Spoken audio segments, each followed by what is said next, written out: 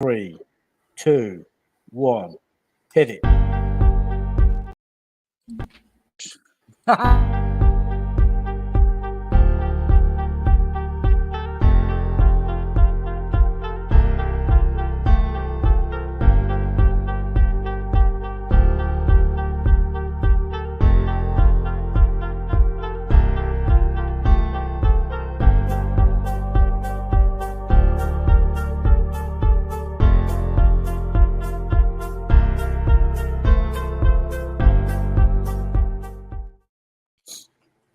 Two and a half seconds, that's not bad.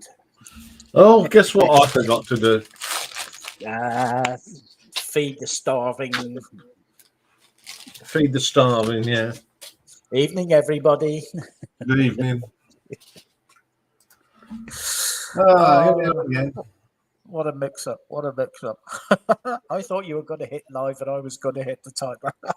No, I didn't touch it. I didn't have it. We hit them at the both time and it sort of went, whoa. Yeah. Anyway, folks. I went to hit it and it already started. Okay. Anyway, hope we're all well.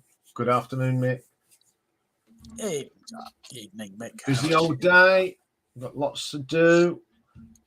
Bit later on, we're going to open this. But anyway, busy old week on the channel. 2,475 views and 12 new subscribers. So welcome to the new subscribers. What have you been watching? Well, Freddie Mercury's tribute concert. 54 people. Good evening, Pulsar. Not bad. Straight in at number 2 from Wednesday, Duran Duran studio album ranking. But at number 1, Richard and I's number 1s in America, but not in the UK, 107. Top short last week. Come Taste the Band, Deep Purple at 43. Ooh. Yeah. 28 days viewings, 11,378 views. And in the last 28 days, 55 new subscribers. Good evening, Matt. Evening, Matt. Good afternoon, good morning, and welcome, and all that sort of thing. What have you been watching in the last 28 days? 165 people are still watching Slade. 222 people have watched Status Quo. But at the top, but at the top, favourite songs that failed to make the top 75, 251. Yeah, that's good. The big figures. We're now up to 244,983. We're ever closer creeping towards that 250,000. Yes, 17 short of 245,000. Yes. And then 5. Not bad. And 1,262 subscribers. So we're growing. We're averaging about between 15 and 20 a week. It's the average. What are we watching? Well, number 3, Derek Riggs is still hanging on at 3,987. Slade are now up to 4,088. But Status Quo ever charging towards 10,000 views at 7,682. Now, I've not been listening to too much this week because I've had other things to do, but I'm going through the Beach Boys. When I've done 25 of the 29, so we're nearly done. Nearly finished Echo and the Bunnyman. Got one more to listen to. John Cale, I've only got a few to listen to. Added a new one, the Raconteurs. Haven't listened to any of them. Cramps, I've listened to the 5 and 9. Epica, I've listened to the 7 of 8. And I've completed Jack White and KK's Priest this week. But I have been listening to lots of other stuff. I've had quite a lot to listen to live. And some more Steve Hillage I forgot totally about, but there's another story. Anyway, yes, which caused me panic. It caused everyone panic. Anyway, what's the most important thing to find out? Last week's result. Oh, I was going to say who? No, no, never mind. Let's see. Drag out the Bible. Okay, on the live stream, Robert Wyatt got 7 votes, but the Beatles unfortunately got 19. The community, oh dear, oh dear. Mr. Wyatt only got 10 votes. The Beatles got 45. Overall, it's a thumpy. It's the biggest victory we've had so far. 17-64 in favour of the Beatles. And we had a total of 81 votes. Tonight, it's already... that's changed. It's changed. Oh, would you stop changing? Settle down. Let me read the number. It's Elliot. Welcome to the stream. Elliot's all the way from America. Evening, Elliot. It's 5-4 on the live poll, and in the community, it's 16-10. So it's relatively close. Yeah, this one I think it's going to be a close one. It's, I mean, I said in the video today, you got 2 bands at their peak. I think they're almost the best albums that they. It depends on your viewpoint. It does. Anyway, I think it may be time for matches and dispatches. Right. Okay. Right. I've got to bring that up. And apologies in advance. I think I'm starting a head cold. My nose is streaming, so if you hear the odd sniffle or something, I do apologise in advance. Anyway, before you do go on, last week we had a lot of echo. Now, thanks to, we thought it was us and that, but Simon, who was having the problems, found out that it's an issue that they're having with StreamYard. So they may have fixed it this week. It's something to do with older phones or Android phones, and it's giving off an echo. So it wasn't us at all last week. So thank you for Simon for finding that out. Well done, Simon. He'll be up later. Yes, he's up to promote his. Speak of the devil. and he appears. Good evening, Simon. Yeah, I don't think Steve is coming up this week, but I've had a message from Michael, but I'm sure. I mean, if Michael comes up, he'll do it on his behalf. Okay.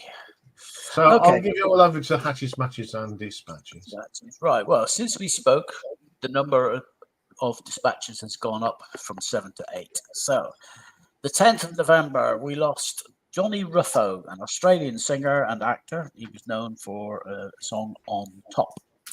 The 11th, we lost 2 people. Luis Carlos Gil, a Spanish singer with the group Trigo Limpio. And we lost Connie Van Dyke, an American singer and actress, and I do not know if she's related to Dick. End of joke. 12th of November, we lost a Sudanese musician. Now, I actually have heard this guy singing and playing. Whenever I was in my previous job, I was working in the Sudan, and one of the perks of working there was you got a break up to Cairo for a long weekend every so often. And I actually saw this guy. His name is Mohammed Al Amin, Sudanese musician. He was noted for his outspoken lyrics, and he played. It's an instrument known as an oud, O-U-D, and it's a short neck lute type of instrument. It's shaped like a pear, fretless stringed instrument. Oh, I heard some of them in Morocco. Yeah, you know what I'm talking about. They are. So anyway, he passed away. 14th of November, we lost 2 people. We lost a lady, Marie Claire Giraud. She was best known by her stage name of Buzzy, French singer. And we lost Mathilde Isabel Fuentes Pino, Chilean singer and folklorist, and she was better known as Chapelita Fuentes. And then the 15th of November, This one actually popped up on the BBC.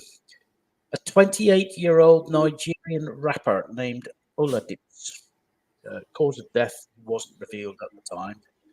And we also lost Carl Tremblay, a Canadian folk singer with, I love the name of this band, Les Cowboy Fringant, the Frisky Cowboys, which I think is a brilliant band name. That's the dispatches. The Hatches, it's birthday time. Now, I mentioned to Iain earlier that we had 24 plus 1 birthdays. Usually we do musicians' birthdays, but Iain and I are fans of F1. And it's an F1 person's birthday today. He's married to a Spice Girl. It's Christian Horner's 50th birthday today. The boss of, or the team owner of Red Bull. Apart from that, here we go with the musicians. The youngest I could find is 40 years old, and he's a gentleman, Kang Yoon Sung, better known by his stage name K. He's a pop singer from South Korea working under contract in Japan. 42 today is Alison Louise Crow. She's a Canadian singer, songwriter, guitarist, and pianist. 45 today is Carolina Moraes Parra, Brazilian guitarist and drummer, and she plays for the Brazilian indie electro band CSS. 47 today, you'll know the name, it's Harry Waters. He's a British prog rock and jazz pianist and Hammond organ player. The reason you know him is he's the son of Roger Waters. 49 today is Eric Scott Judy. She's an American musician best known as the original bass guitarist and co-founder and backing vocalist of the indie rock band Modest Mouse. 54 today, and this caught me out. I had to read it twice. 54 today is Brian Abrams, an American singer with the band Color Me Bad, known for the song I Want to Sex You Up. 57 today is Christian Lorenz, and Iain should know this name. He's a German keyboardist. Rammstein. Exactly. And 59 today, and you have mentioned this lady's name in the past, but in the context of doing another singer. You did a retro. And this lady's name was mentioned. She's a Canadian jazz pianist and singer. She's the winner of 8 Juno and 3 Grammy Awards. She has 9 golds, 3 platinums, and 7 multi-platinum albums. And she's Diana Krall. 61 today is Gary Manny Mountfield, rock bassist, best known for being a member of the Stone Roses and Primal Scream, along with Josh Silver, who's an American rock keyboard player with the band Type O Negative. 62 today is Corinne Hermes. She's a French singer, but she represented Luxembourg at the Eurovision Song Contest in 1983, where she won with the song Si la vie est cadeau, basically, if life is a gift. And that brought the Grand Duchy of Luxembourg its 5th and currently final victory in the competition. Also 62 today is Chris Pittman, a session and touring rock musician with various bands, Zaum, Tool, Sex Tapes, and famously Guns N' Roses. 65 today is Harry Rushakoff. He's a former drummer for the band Concrete Blonde. 68 today is Christopher Whipper Layton. He's an American drummer who rose to fame as one of the founding members of Double Trouble, a blues rock band led by Stevie Ray Vaughan. 69 today is Luis Conte. He's a Cuban percussionist, and he's best known for performing in the bands of various artists. And he has worked with James Taylor, Madonna, the Pat Metheny Group, Eric Clapton, Carlos Santana, Phil Collins, Rod Stewart, and Shakira. Not a bad resume. 74 today is William Ackerman. He's an American guitarist and composer, and he's also the founder of Windham Hill Records. 75 today is Chi Coltrane. She's an American rock gospel singer, songwriter, and pianist. And she came to notice in 72 with the single Thunder and Lightning. And her 1973 song Go Like Elijah was a #1 hit in the Netherlands. So well done to her for making it in Europe.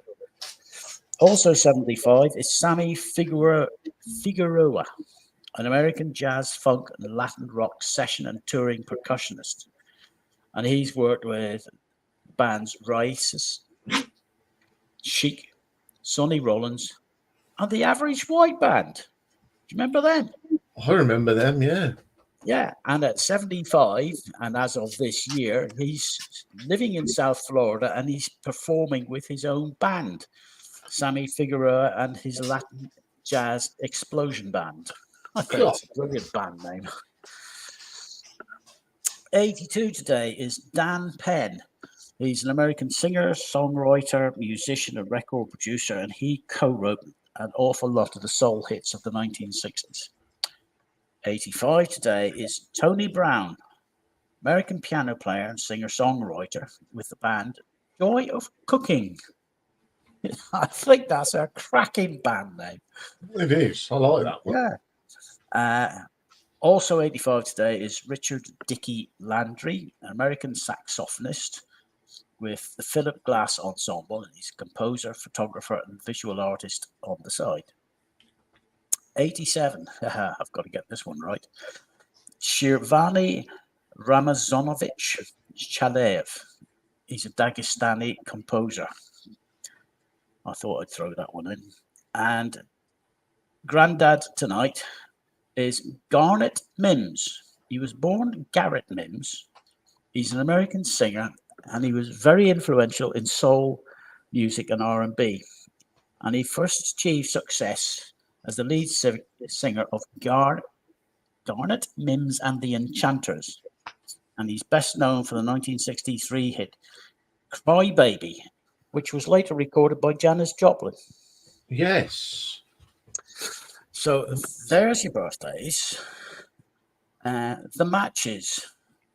I had a look and I thought, there's so many that are divorced and whatnot. So I picked out 2. 1987, the actress Lisa Bonet. She married Lenny Kravitz. Are they still going his way? No, unfortunately not. They got divorced in 1993, 6 years later. But still going today, 2017. Serena Williams married the co-founder of Reddit, Alexis Ohanian, in New Orleans. Well, there you go. Yeah. So, if I remember correctly, our talking point year this week is 1967.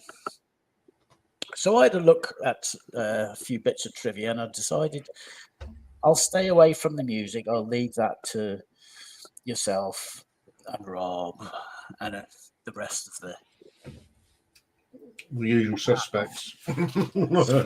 So, January, Carl Wilson of the Beach Boys, he was indicted for evading the draft.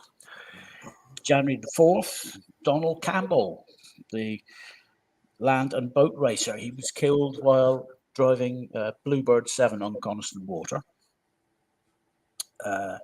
Muhammad Ali was also refused an exemption from the draft. The end of January, January the 26th, a blizzard hit Chicago with a record 23 inches of snowfall. And that caused 800 buses and 50,000 automobiles to be abandoned. I thought, okay, fair enough. If it snows, it gets stuck. March the 2nd, the 9th Grammy Awards. Frank Sinatra won Best Record with Strangers in the Night. But the Beatles got Best Song with Michelle. April the 19th, funny enough, 67, we had 2 James Bond films released. April saw Casino Royale, the comedy version with David Niven and Peter Sellers, that premiered. But later in the year, in June, You Only Live Twice premiered. It was the fifth Bond film starring Sean Connery, but the screenplay was by Roald Dahl, of Big Friendly Giant fame, etc. Back in April, also, the Beatles signed a contract agreeing to stay together for 10 years, which they obviously didn't do. In May, Keith Richards and Mick Jagger were arrested on drug charges after the police searched Keith Richards' mansion. Sir Francis Chichester, well, he wasn't Sir at the time. Francis Chichester arrived home at Plymouth from his round-the-world voyage. And a lot of people should remember this. I know Rob remembered it because it was mentioned a couple of weeks ago. The world's first ATM was installed in Enfield, and it was inaugurated by Reg Varney. On the buses, Reg Varney went and showed people how to use it. July the 1st saw the first British colour TV broadcast on BBC Two. In August, the Beatles, Mick Jagger, Marianne Faithfull and Donovan went to Bangor in Wales to a retreat and met the Maharishi Mahesh Yogi. We did like this one. September the 3rd, Sweden took the unusual step. They'd had a year-long campaign of information, and on the 3rd of September, the whole country switched from driving on the left-hand side of the road to driving on the right-hand side of the road, so that they were in step with all the other countries that they have borders with. September the 17th, the Doors appeared for the first and only time on the Ed Sullivan Show. And the reason they weren't invited back was Jim Morrison reneged on a promise to change a lyric. And Iain remembers what it was. Yeah, and reneging on the promise prompted the producers to offer no further invitations to the band. November saw first radio pulsars detected by a British postgraduate student, Jocelyn Bell Burnell, and her supervisor at Cambridge University. And December saw the first human heart transplant performed by Dr. Christian Barnard in South Africa on the gentleman Louis Washkansky. So there's your talking points or your bits trivia. Let's go back and we will. Right. Are you ready? I'm ready to rock and roll. Right. Off you go, young sir. Right. Next week, we're getting close to. Oh, gaudy, dear me. We'll start again. Next week, then, we're going to start off with a little bit of Damon Edge from Chrome, looking at his solo studio albums. Classic album next week. It's the first time ever we've mentioned this band on the channel. We're going to look at the classic album American Beauty by the Grateful Dead. And a fine album it is. Tuesday, busy old day. We've got the final part of Alexis Corner's story when he worked with Colin Hodgkinson. Now, if you're a Whitesnake fan, you know who he was because he's a bass player, but he was a left-handed bass player with a unique style of playing. Great bass player. And we're doing one of them bad songs, and I found 15 Iron Maiden songs that really drive me up the wall. And we got a birthday. Yeah, all right. I did make a cock up today. We won't talk about that. It's my friend Abby's birthday on Tuesday, so we'll be doing hers next Wednesday. Bit of new wave of British heavy metal for the Marathon Tigers of Pan Tang, which featured one of Northampton's very own for a short stage of his career. Someone that I know quite well, Mr. Neil Shepherd. Well, I did in the day. Thursday, got another battle and a corker. An absolute corker again. This is Stephen Norris and his Rainbow Rising against Pulsar's Close to the Edge. 2 fine albums of the 70s who will come out on top.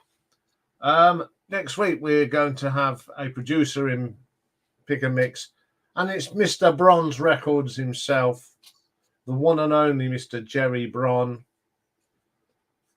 record company owner, Bronze, of course, band manager, producer, just Mr. Music. Made a lot of good contributions, so I'll be going through some of his work. Then Friday, another day, doing Simple Minds live albums and 2 new albums suggested by the one and only Mr. Richard McCook. We're going to look at the new OMD album, Bauhaus Staircase, and Graham Parker's new album, Last Chance to Learn the Twist. And then, lo and behold, Saturday, he's getting a lot of plugs tonight, Richard. We did part 1 of the 70s. We're doing the 1980s number ones, but not in the UK. So that's all next week. I'm going to stop sharing and come back on the screen and start chatting away. So we'll get rid of that. So let's have a look here. Ralph. Evening, Richard. And Ralph and Mike. And welcome to Jody, a new subscriber. Yes, welcome, Jody. 3 people from Ireland in the house tonight. You wouldn't know it from the accent, would you? No. Anyway, let's get some people up here. Yeah, has anybody worked out what the lyrics are? They're going across the bottom of the screen. Yeah, easy. I thought this one's easy. Yeah, my head's fogged. And if you can, I don't know if you can see at the moment in the background, where am I this week? I'll give you a clue. I was actually in my hotel room when I took that picture. That's unfair. Let's narrow it down a bit. He's in the Mediterranean somewhere. Yeah, I'm in the Med. And I'll give you another clue. This was taken in one town, and the picture is actually of another town, and it's separated by the harbour, isn't it, Dave? Mm-hmm. Yeah. Yes. Yeah. So, bit of fun. Anyone know where that is? I'll give him another clue. The Martello Tower is not in the picture. No, it is not. And George would be cross, wouldn't he? Oh, yes. Oh, Pulsar's got it. Well done, sir. Oh, well done. Excellent stuff. All right, that's the lyrics sorted. Just got to find where I took my picture. Anyway, what else have I done? Well, next week I'm going record player hunting, as they say in Dex. We're going to go. I'm going to wait till the new year. Oh, well done, Mike. Okay, he's got the right place, but where am I and where am I taking a picture of? For a prize of a worm in a jam jar.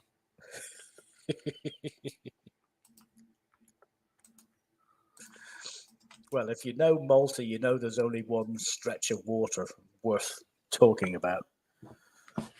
And I tell you, when we wanted to go to that place across the water, we used to go around on the bus on one of their Malta's famous rickety buses. Oh, they're brilliant. And then we used to come back on the water taxi. And the only reason is, if you went over on the water taxi, you have to climb. Dave will know. There's a hill. It's about like this. And on it's about 100. It's about 100 steps, almost at about 60 degrees. Oh, but it's a very nice place. It has some very nice beer. Yes, and you don't want to fall down the steps after a few beers, because you might miss the boat. Yeah, It's one of my favourite places I've ever visited, Malta. I do So, love why are you going to be going record hunting? record player hunting. Well, because I'm going to treat myself. I'm going to get my new hi-fi kit. Why do you need a new hi-fi kit?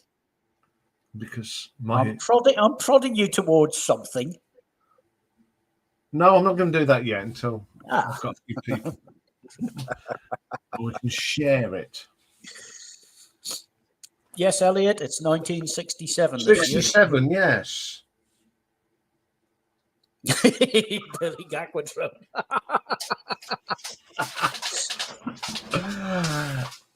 Smells like Billy Aquadrome. That place smells nicer than Billy Aquadrome.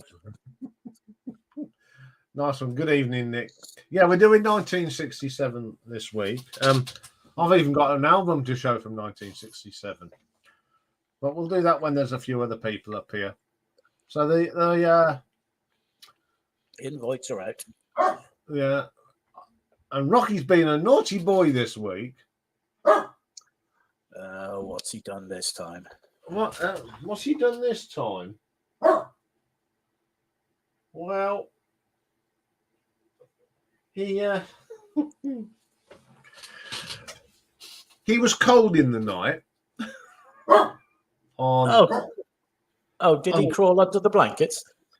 Yeah. Did you get a wet nose in the wrong place? No, I didn't. I woke up and there he was under the duvet, head on the pillow, snoring his head off. I mean, he's got a little set of steps to go up on the thing. He has a rug on the bed. You know, he goes where he likes. You know, I don't mind. And our first guest is appearing by magic, and it's Martin. Good evening, Martin. Good evening, Martin. Just talking about my dog Rocky deciding that he would be more comfortable in my bed than his bed.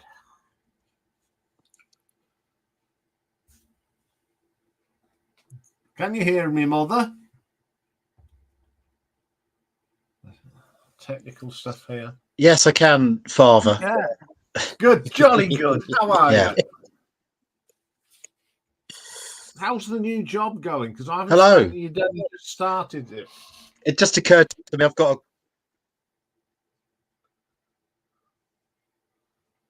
you've got a cutout delay. You sleep with our cat sleeps on our bed. Yeah, but he actually, I mean, I'm just being a bit slow, but yeah, it's so like it's like watching you know, when they got the reporters and they say something, they go yeah. So you're only down the road, so time delay.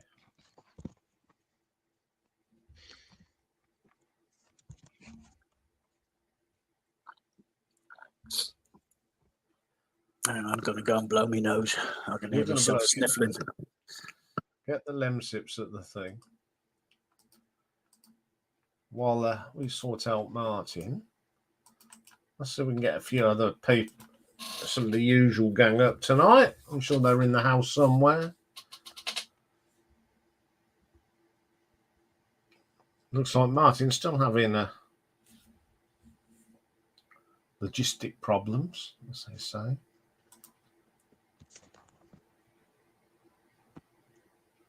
That's all right, Record Hound. You here? Welcome on board as usual.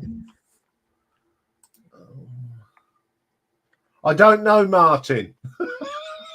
I'm not that technical. Does anybody in the house know how to stop delay? Please put your comments below so we can help out Martin. Well, at least we found out what about the delay, Martin. If you didn't know about last week, there was a lot of echo. And it's a StreamYard problem. I wonder if this is a StreamYard problem. I get blamed for everything at the moment. Yeah, so 1967. I'll try to keep away. I'll try to keep away from the obvious. But a great album from '67 is the Pink Floyd debut. All the way from Corby. And is there a delay in Corby? Good evening, Nick. How are you? Marvellous. Good stuff. Are you It's on the, duty it's tonight? the man from Billing Aquadrome. Evening, Nick. No, no. Hello. And Mike. And good evening, Mike. Is there a delay in Leeds? Are we okay? Yes, you're okay. Good. Yeah, sorry. Yes, No 67 problem. albums. So I was talking about, I thought about the Pipers at the Gate of Dawn from Pink Floyd. Absolutely charming album. But whenever you say it like that, it's always but. But I had to go with Sergeant Pepper's as well. You can't knock 1967 without Sergeant Pepper's. But before I show something, I'm actually going to show you an album tonight. There was a great debut album in 1967 from a Mr. Leonard Nimoy. And it's Leonard Nimoy presents Mr. Spock's Music from Outer Space. Got to number 83 on the US Billboard. Oh, no, don't say Mike's got it. No, I've not got it, but I've got a compilation of some sort of cheesy yes, I can't really describe it, cheesy lounge music, and Leonard Nimoy's on it, and I can't remember what the track is. I'll see if I can find it. Could Mr. Producer make me big? Or is he not with us at the moment? He's got a bit of a cold. Oh, there he is. Yeah. So the other album from 1967 is this one. The Velvet Underground. And Andy Winnico. And this is an original pressing because it's got the gatefold cover. And this one is on, it comes out all right, on the MGM label. Oh, he's touching the vinyl. Oh, It needs a lot of work doing on it. I've got it for a £5. Oh, that's sacrilege. Yeah. It's, but, Chop his hands off. Chop me hand off. I know. Yeah. An original as well. Yes. You've ruined it now, Ian. You've ruined it. Yeah. The MGM label. Some great pictures. Lovely. Band. £5 in a charity shop. Has he got the peelable banana skin? Whatever. No, it hasn't, but I didn't think that was a bad pickup for £5. Mm-hmm. No, not bad, is it? No, it's a good album. I mean, I've got it on CD, but it's always nice to have an original. Oh, someone's got it. Well done. Oh, brilliant, Martin. Well done, that man. Oh, brilliant. Can you hear me? Yeah, I can hear you, Yeah. yes. I've got that. I've got that one, which has got a great cover version of Sunny. Both sides now, If I Had a Hammer. And I've also got this. I don't know if this is 1967, so I don't want to disturb you too much. I got that one. The Shatner one. Crikey. Oh. Yeah, didn't he do a really awful version of If?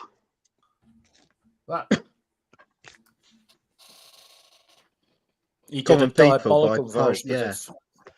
Yeah. When my love. Didn't he do an album of Cramps covers or something like that? I'm sure I remember a record store day album of him. Might have done, yeah. What, of the Cramps? Maybe. I'm sure it was something connected with the Cramps. I'm sure there was. I Maybe can't he had just imagine cramp because he's old. Maybe he got cramp in I space. can't imagine that. Leonard Nimoy singing the Cramps. No. Captain Kirk. Captain Kirk Oh, singing the yeah. Cramps. That's even worse. Oh, I dear. suppose if you're a big Star Trek fan, those albums would be quite collectible, wouldn't they? Yeah. Mm. Mm. So has anyone else brought anything good this week? Yeah, I've got I've got a load of 1967 stuff here. Oh, Oh, mate Mike big then. So what's he found for 1967? Anyway, this isn't 1967, but this was the album. It's got a Leonard Nimoy track on it, and it's music to watch girls by. Oh dear. Right. So you're talking about Velvet Underground and Nico. Well, this came out in '67. Chelsea Girl. Oh, good album. It's a lovely album. You know, I think everybody needs to have this one. That Absolutely lovely. Similar. No, it isn't. It's very similar to another one I've got of her somewhere. But yeah, that is another album that's a must. Yeah. And then they go Procol Harum, Oh, self-titled. A Whiter Shade of Pale was the #1 single in Britain on the day I was born. yeah. Was it? Yeah. Yeah, actually, it's not on this album, but I think it's on the US versions of this album. But there's another single on here, and that's Homburg, which I think is actually better than White Shade of Pale, actually. Yeah. Yeah. That's So a great song. That's a great I think album. this is a great album. Absolutely brilliant. Then I'm sure one that lots of people would. Now, this is my favourite Kinks album. Something Else by the Kinks. Yeah. Yeah. You know, it's got some fantastic tracks on it. You know, you've got David Watts, Death of the Clown, which of course it's a Dave Davis, isn't it? Yeah. Yeah. Two Sisters, No Return. What else have we got? Well, Love Me Till the Sun Shines, Afternoon Tea, and then of course, you know, it finishes with absolutely classic track, which of course is Waterloo Sunset. Yeah. Possibly the best song written in the 1960s. Disraeli Gears. What? Here we go. That is. Yeah, this is a mono original, Disraeli Gears. So many good albums in '67. Yeah. This album's got a rather strange sort of, probably about a minute long track at the end. So, does anybody know what it is? Doesn't fit with the album at all. It just seemed they were in the studio and they started jamming it, and it ended up on the album. The Frog. Eh? There's a song that they do about a frog, and I don't know what album that's on. No, it's not about a frog. It's a Victorian musical song. Is that Mother's Lament? Oh. That's the one, yeah. Oh, well done, Zach. Yeah. Starts off, you know, a mother was washing her baby one night. The youngest of 10 on a terrible night, yeah. Anyway, and then Traffic. Oh. Heaven Is in Your Mind. I mean, there's some great tracks on this. I mean, Paper Son, Hole in My Shoe, Dear Mr. Fantasy. Don't know what else. Oh, track listing isn't on the back, but there you go. There's the, you know, I mean, what a lineup, eh? Jim Capaldi, Steve Winwood, Chris Wood. Just three phenomenal musicians. Yeah. Remember when Neil from the Young Ones did that version of Hole in My Shoe? That's right, yeah. Yeah, that was good. And you mentioned the Doors earlier on. Well, there you go. People Are Strange. What an album. I love that cover. Yeah, I think this is the best Doors cover. So I like Strange Days. You know, Yeah. A lot of people don't really care for it, I think, but I think it's great. I mean, People Are Strange. When the music's over, I mean, it's really good. But then, there you go. There's a self-titled album, and this is the one that's got the end on it, and of course, Light My Fire, which got them into trouble with Ed Sullivan, didn't it? Yeah. So I love watching that clip because Jim goes up to the camera and goes, "Get any higher." I know. He wouldn't have done that if they hadn't tried to stop him. No. And one of my favourite bands, Oh, Bonzo Dog, Udall Band. Again, this is an original. This is Gorilla. And is that the one that's got intro outro on? I think it's on this one. It's either on this one or the Donut in Granny's Greenhouse.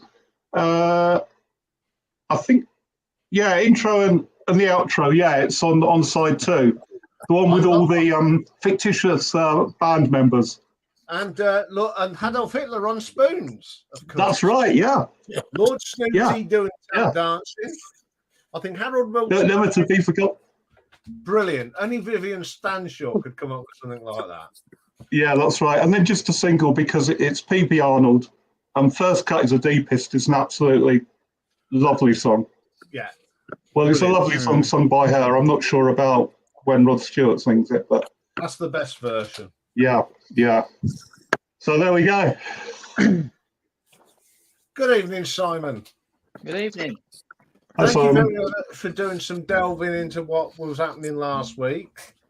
Well, It was by accident, really. I was watching Rachel's, and they had the same situation. By accident. Yeah. So, and then she got a notification through StreamYard saying about it's to do with Google Chrome and the use of Android phones. And there was a bug, and they were aware of it. They were trying to fix it. So it seems to be working at the moment. So I guess they've fixed it. Yeah, so. I don't know if you noticed, Richard and I had problems on Saturday when we did our last video. The same sort of thing echoing. We had to stop. Yeah. And carry on because it was so annoying. Hopefully it's all fixed now. Yeah, so I thought it was my new microphone. It was weird because when I was on last time, I couldn't hear the echo. Everybody else could hear it, but I couldn't. So it's only when I played back like previous footage, I'd actually managed to hear what was going on. It was a bit of a glitch. Anyway, I think you need to. Apparently, I think you're lagging a bit in the poll with your pet sounds. Am I? So you've got to get people to vote for you.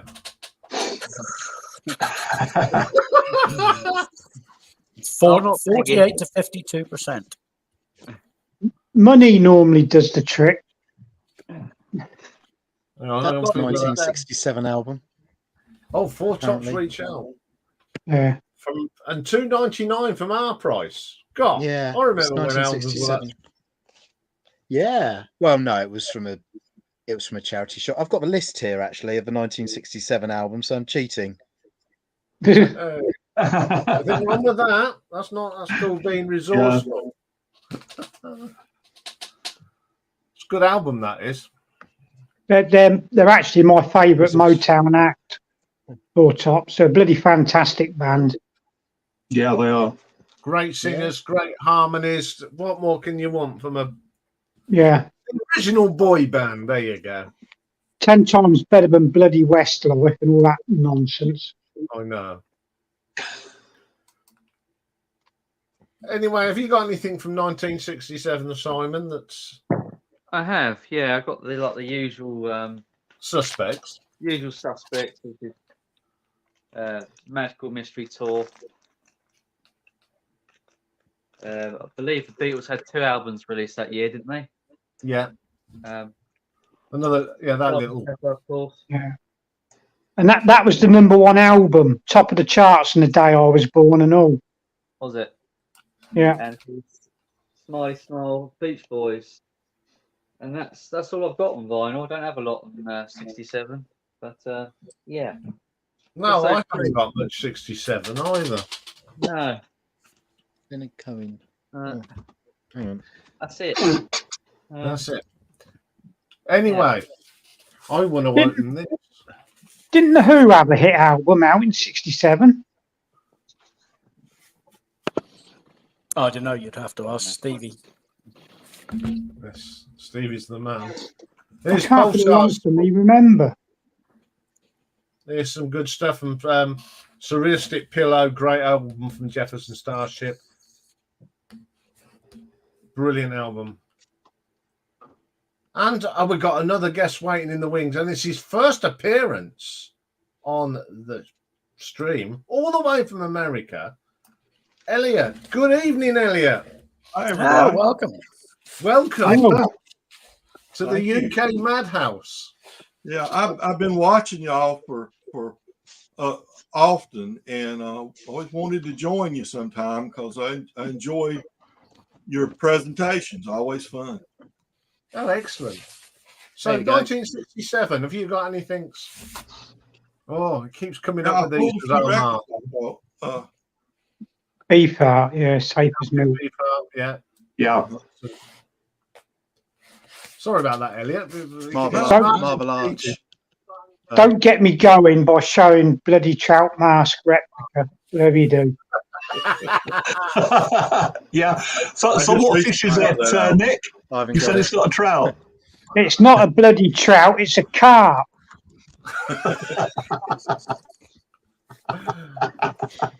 Oh, right. It's a fishing. Yeah, I've been fishing most of my life, so I should Oh, know. wow. Well, you saying that, Nick, when I watch films Yeah. and when there's steam engines involved, I get really ratty about that because they use steam engines that weren't even built in that period, or they'll go into a tunnel as one end locomotive and they come out the other end, another locomotive, and it really gets my goat. Yeah. I'm surprised nobody else has ever picked up on it, but there you go. Oh, the continuity experts pick up on it all the time. What always gets me in movies like that is when they're in a particular location and then they're going to go to another location.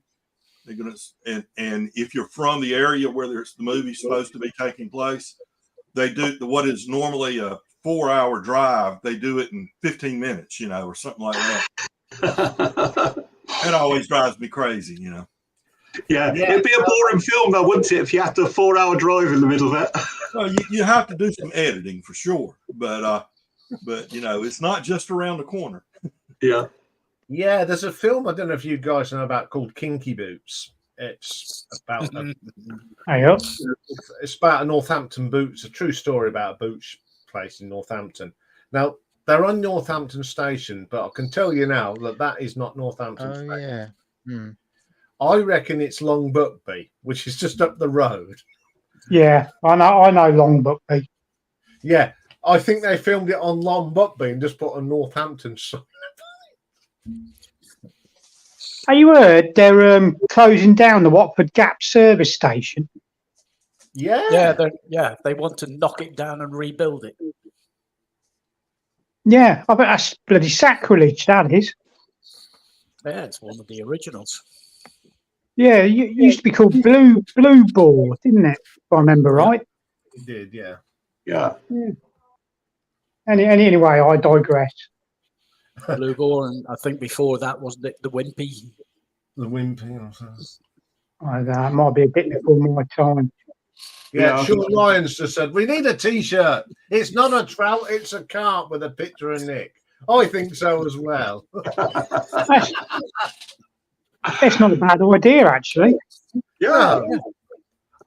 What I'll do, because I've got an account with Redbubble, I will get a picture of Nick, put it on, and we'll have it a T-shirt made up. So you can have a T-shirt, everyone, with it's a trout.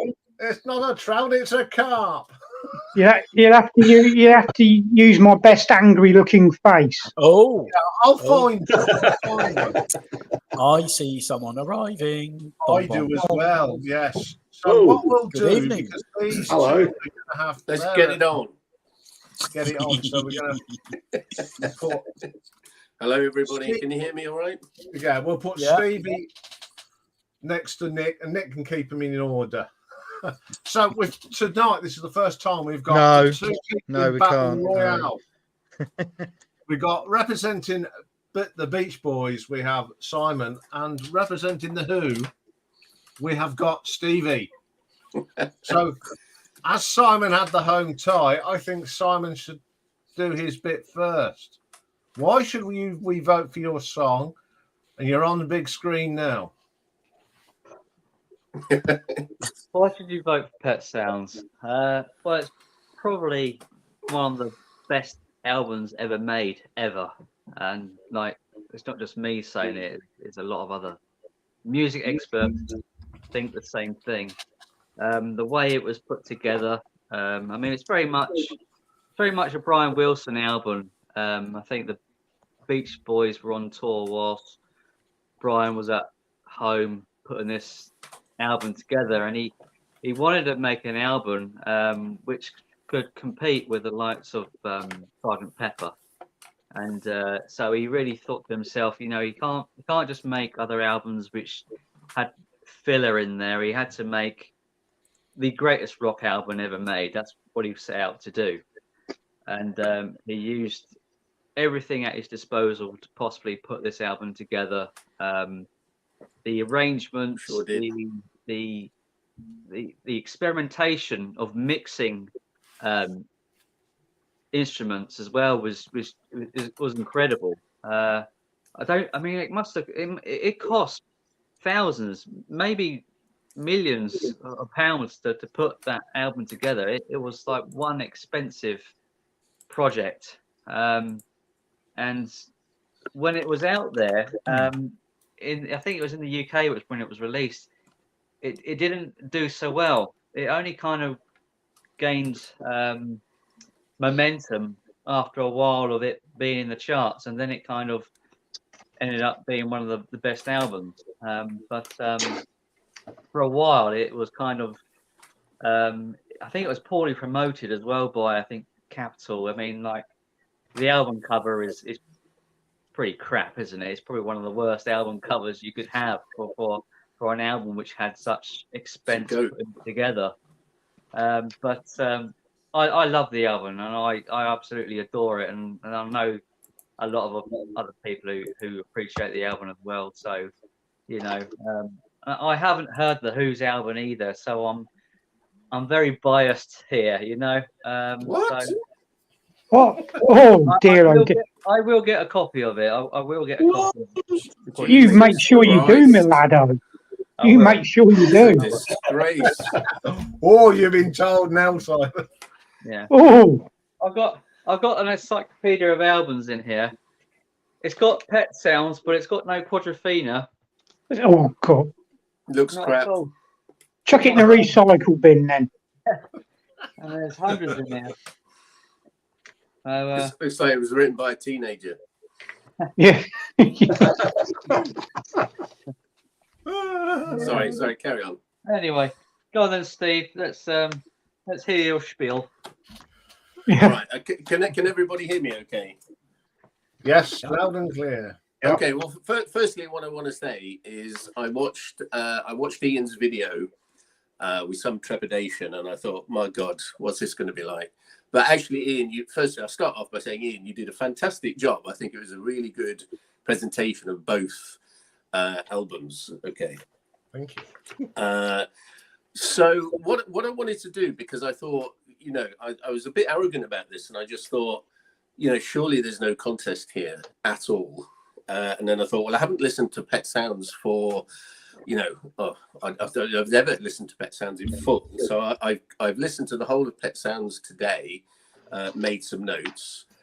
I made extensive notes on Quadrophenia. Then I thought, this is going to last an hour. So I thought what I would do is just do a few points, because I think Quadrophenia is a well-known album as well as Pet Sounds. So if you kind of know about it, you know about it already. So what I wanted to do is to kind of draw parallels between Quadrophenia and Pet Sounds. And while I was doing that this afternoon, there's actually quite a lot of quite a lot of similarities, because over the week I've been listening to little interviews with Pete Townsend, and he actually cites Brian Wilson as one of his kind of influences. So you've got Brian Wilson, as Simon's just said, with the innovations and the sound he was putting together. What he achieved was using the recording studio and everything at his disposal as like an extra band member. And it was kind of quite revolutionary and very influential in the way he was doing things. But there's a parallel there with Pete Townsend, because Pete Townsend had his various home studios, and he had his his home studio up and running when he was 23 years old. And Brian Wilson had his famous sort of mental illness, mental health issues, whereas Pete Townsend had his nervous breakdown. But whereas the Beach Boys, or rather with Brian Wilson, this is more of a solo album by him. This is their 11th album. So you've got this beach sound, and it goes all the way to their 11th album. And he's not even touring with them for about a year. So this is effectively a Brian Wilson solo album, whereas the Who get to Quadrophenia at six albums in. And not only that, the journey, which I'm sure we all know, you start off, this isn't just an album, this is a rock opera. And it's not just a rock opera, it's the culmination of 3.5 rock operas. It starts, the sort of rock opera starts as a kind of novelty song almost, but it's like a brilliant sort of novelty track, but it's really like a mini rock opera, which then goes into Tommy, which is probably one of the most successful albums of all time, something that Brian Wilson and the Beach Boys never did. Then we get to the next rock opera, which is not achieved, Lifehouse, which then becomes just the salvaged tracks from it become the second best album of all time. But when we get to Quadrophenia, what we get is the culmination of all that. And it's a rock opera where Pete Townsend has written, it actually says in it, written by Pete Townsend in its entirety. Now, this is an interesting parallel, because it said about Brian Wilson that Pet Sounds is more or less a solo album.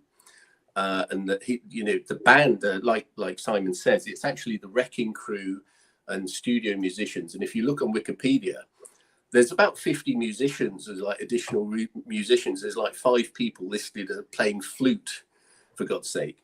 Whereas Pete Townsend writes this in its entirety by his own, in order, bearing in mind, to give it to the group.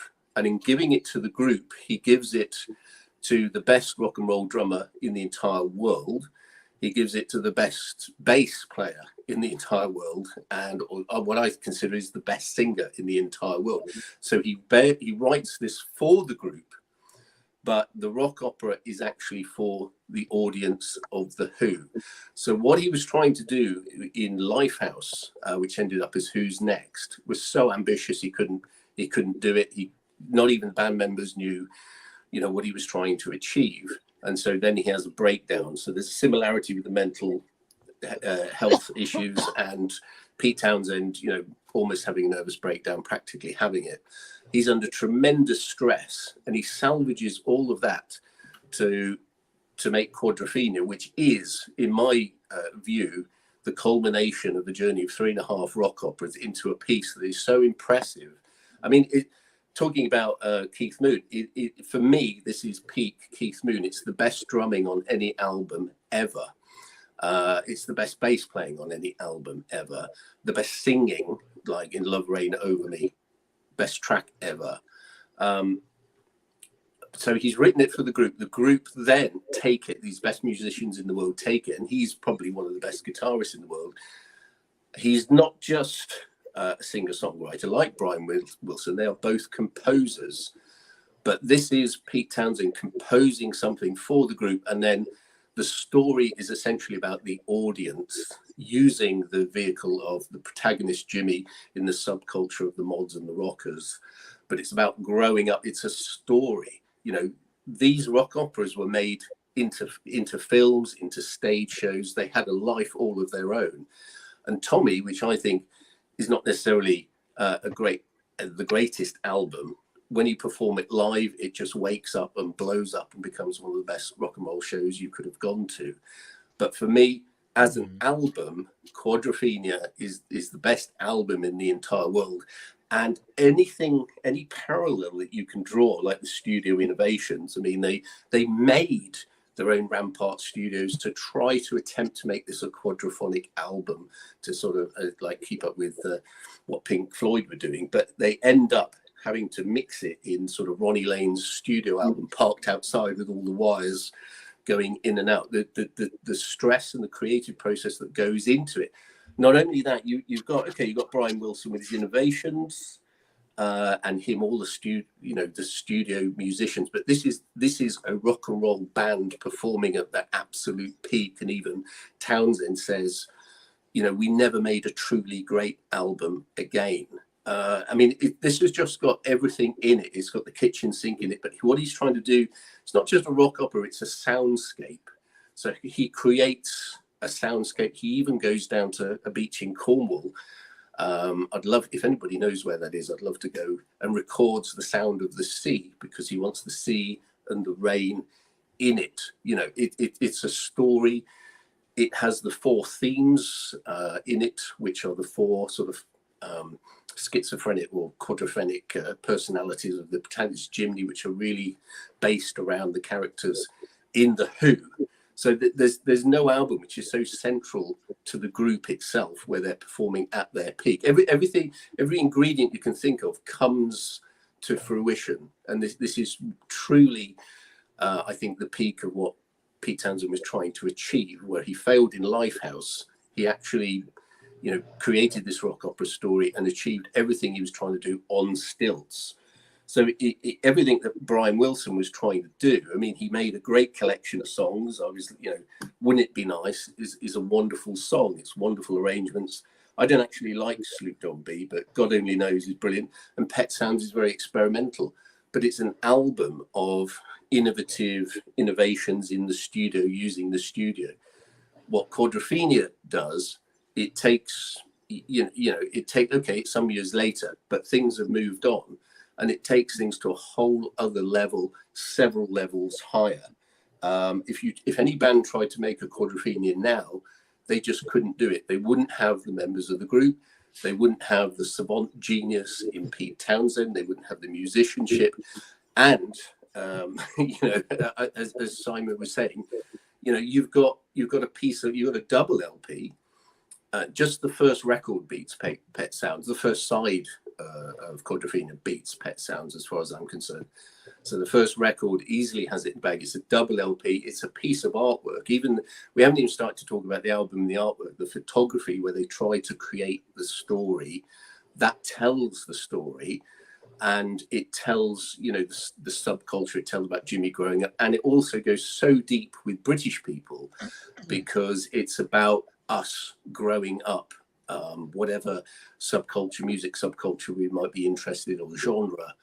It's about us. It's about our identity, and about you growing up through the subculture, and then you become a man. And there's you might have noticed I made a few shorts.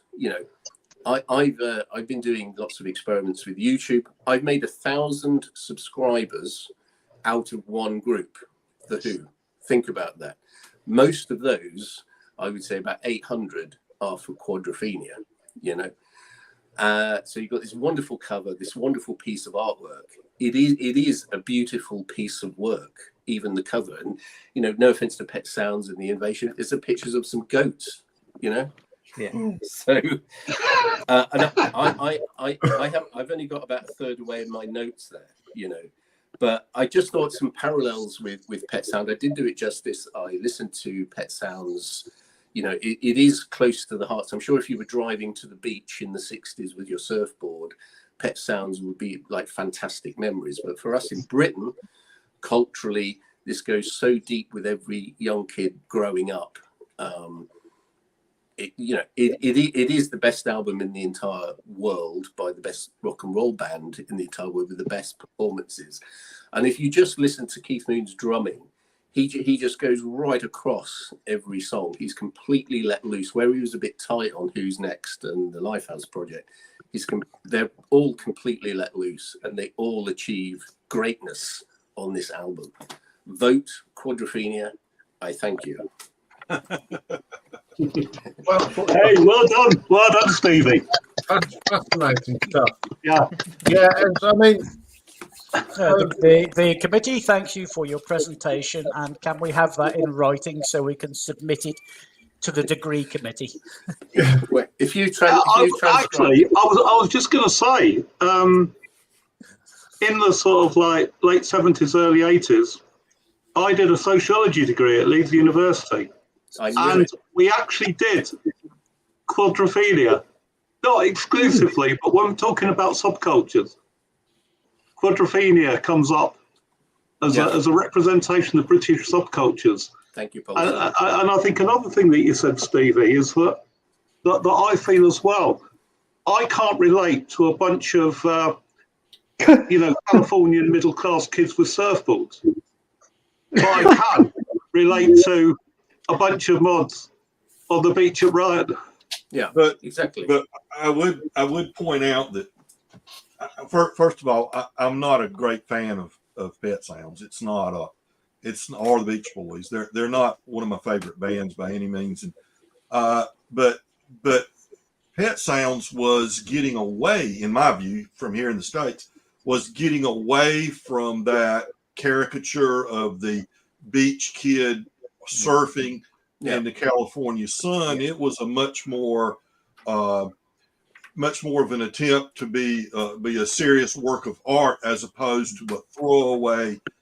The little joke about the Beach Boys was they're a barbershop quartet with a wannabe Chuck Berry guitarist, which is a cruel put down, but it's just a joke. But I mean, Elliot, there was quite a bit of competition going on here, because as I was reading up about it, it seems Brian Wilson was trying to kind of better Rubber Soul.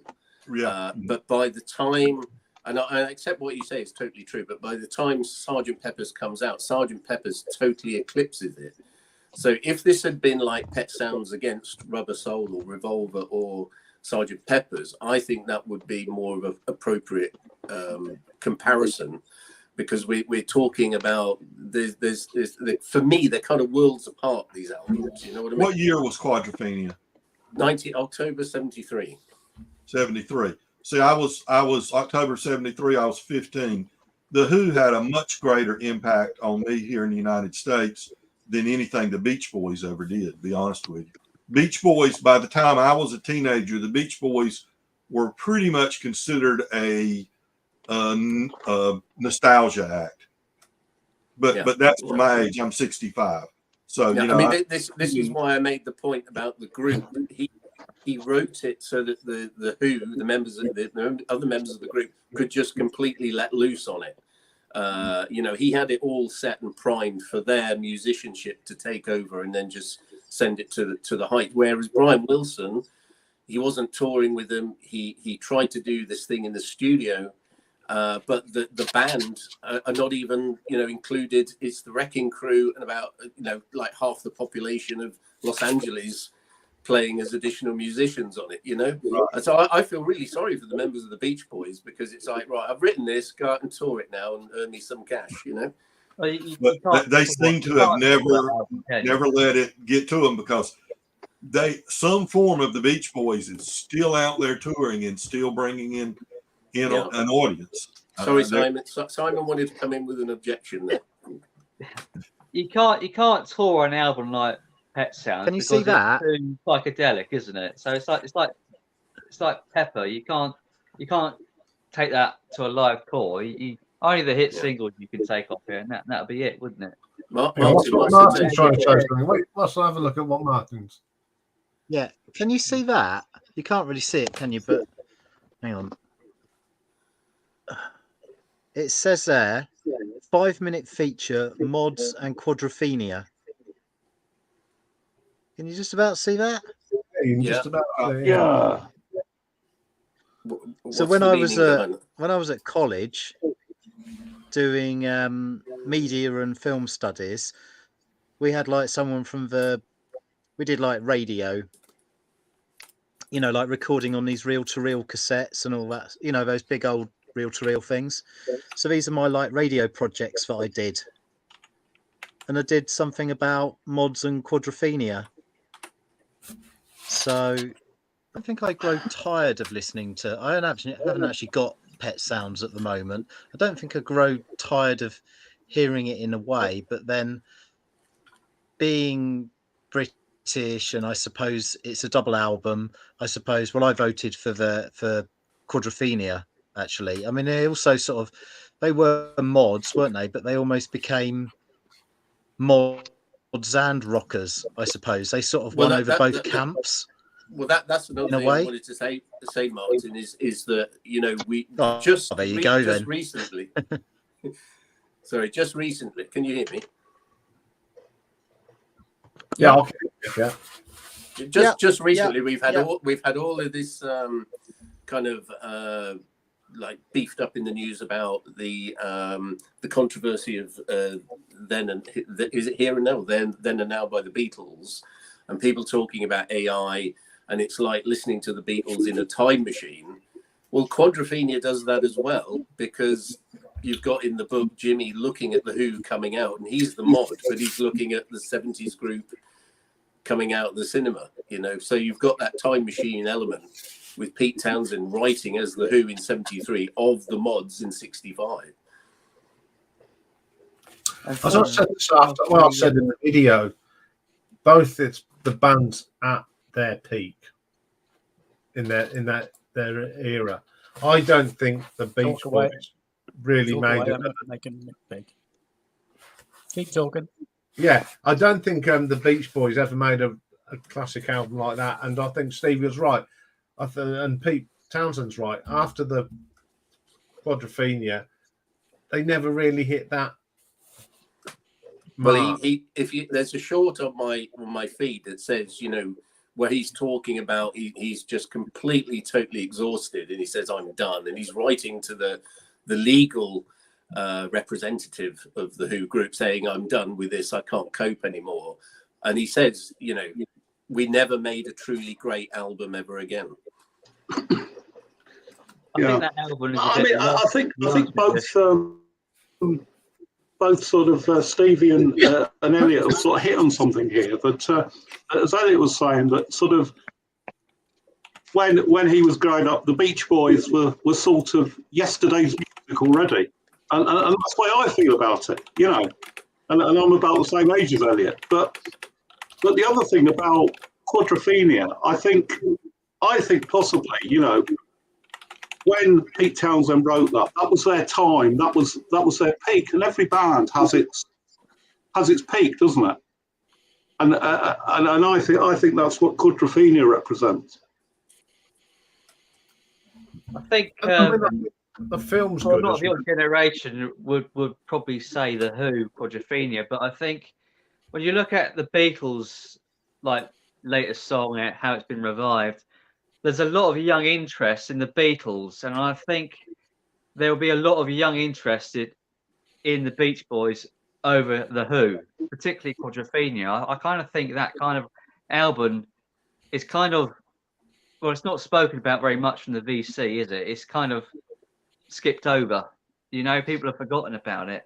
And I think the Beach Boys' Pet Sounds sticks out in the memory far much more. I think the Who album that will stick out above the others, whether it's I think it's one of their better albums, is Who's Next. It's a single album as opposed to a double like Tommy or Quadrophenia. So it's a single album. It's got an iconic cover.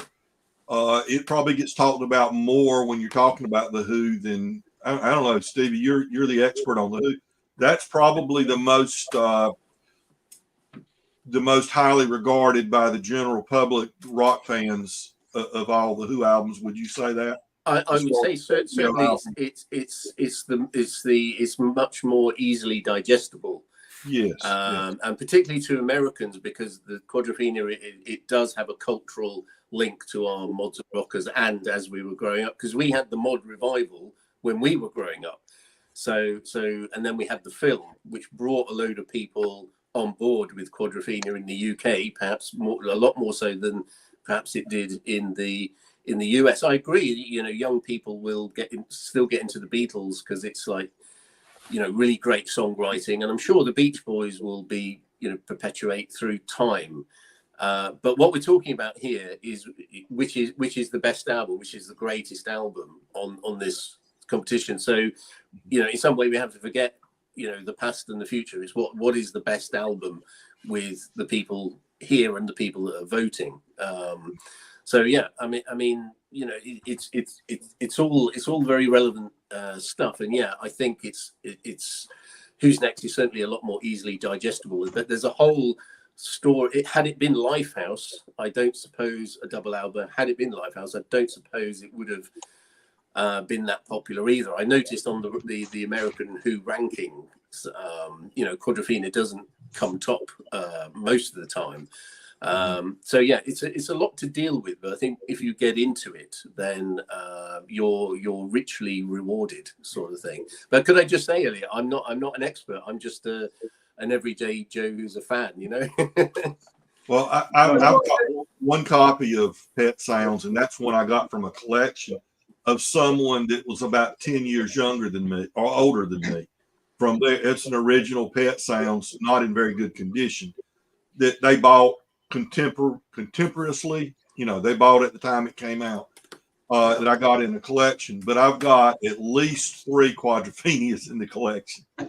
Yeah, I mean, Rob makes a very good point there. He says that casual fans love Who's Next, and of course they love the great tracks on that. And in America, it's been on the TV shows and what have you. But if you're a Who fan and you find Quadrophenia, then you fall in love with it. And another thing I'd like to say, Elliot, I cannot listen to Quadrophenia every week. I have to listen to it once a month and build up to it, because the reward is such a heavy load, because I have to listen to the whole thing, maybe once or twice, just to get a huge reward from it. I can't listen to it every day. It would be impossible.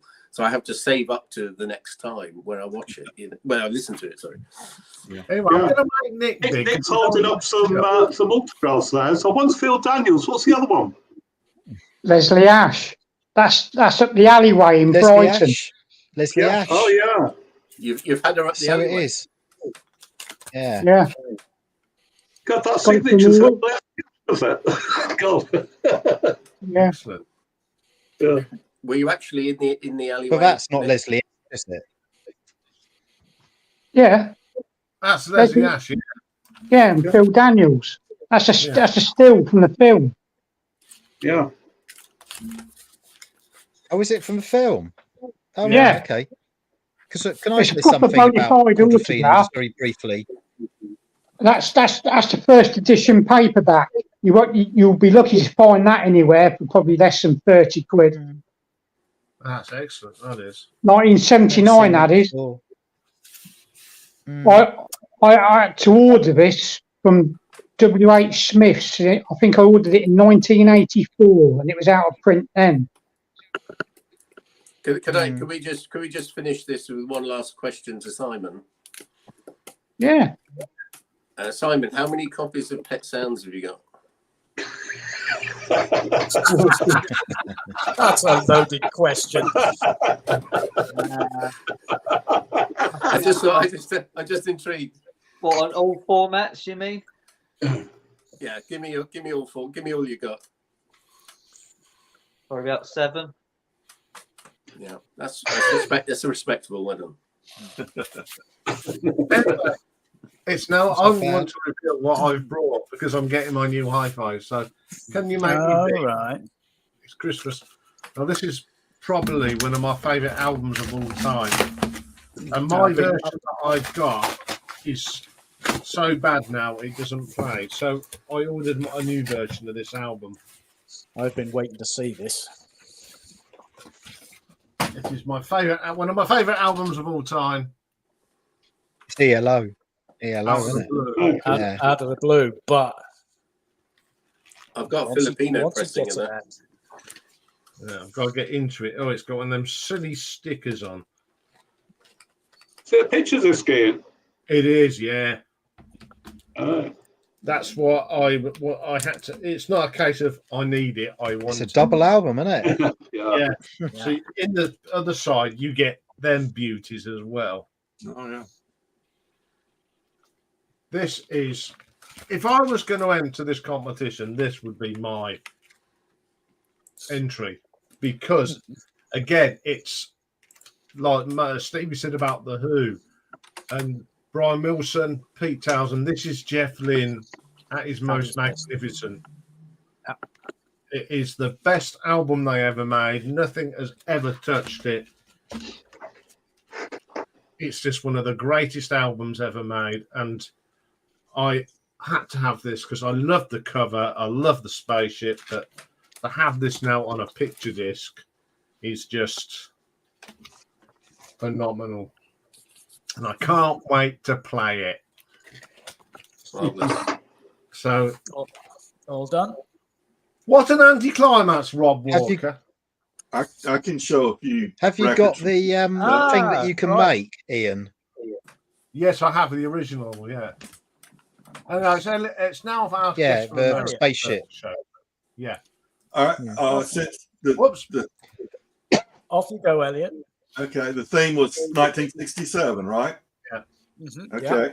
Speaking of Pet Sounds, the Wrecking Crew, probably one of the greatest of all the members of the Wrecking Crew, 1967. Glenn Campbell came out, started his solo career around then. Gentle on My Mind album with the John Hartford pen tune that was huge, a huge success. Back when pop music was well crafted and beautiful and not just throwaway. From the folk revival, they discovered Doc Watson in 1961 or so. This is his 67 album, Home Again, on Vanguard Records. One of, if not the greatest acoustic flat pickers ever in the world, I believe. Someone I've had the pleasure of seeing many times before his death. From Taiwan. Don't buy records from Taiwan, people. I got this in a collection. Buck Owens and his Buckaroos in their prime, 1967. This is Before You Go, No One But You, on a very flimsy. Good God. Some It's soul like music. paper, isn't it? Arthur Connell. Oh, yes. Was 1967 as well. He collaborated a lot with Otis Redding. They co-wrote a bunch of songs together. And he's also, this sweet soul music was a huge hit in a subgenre we have in my area of the United States called beach music.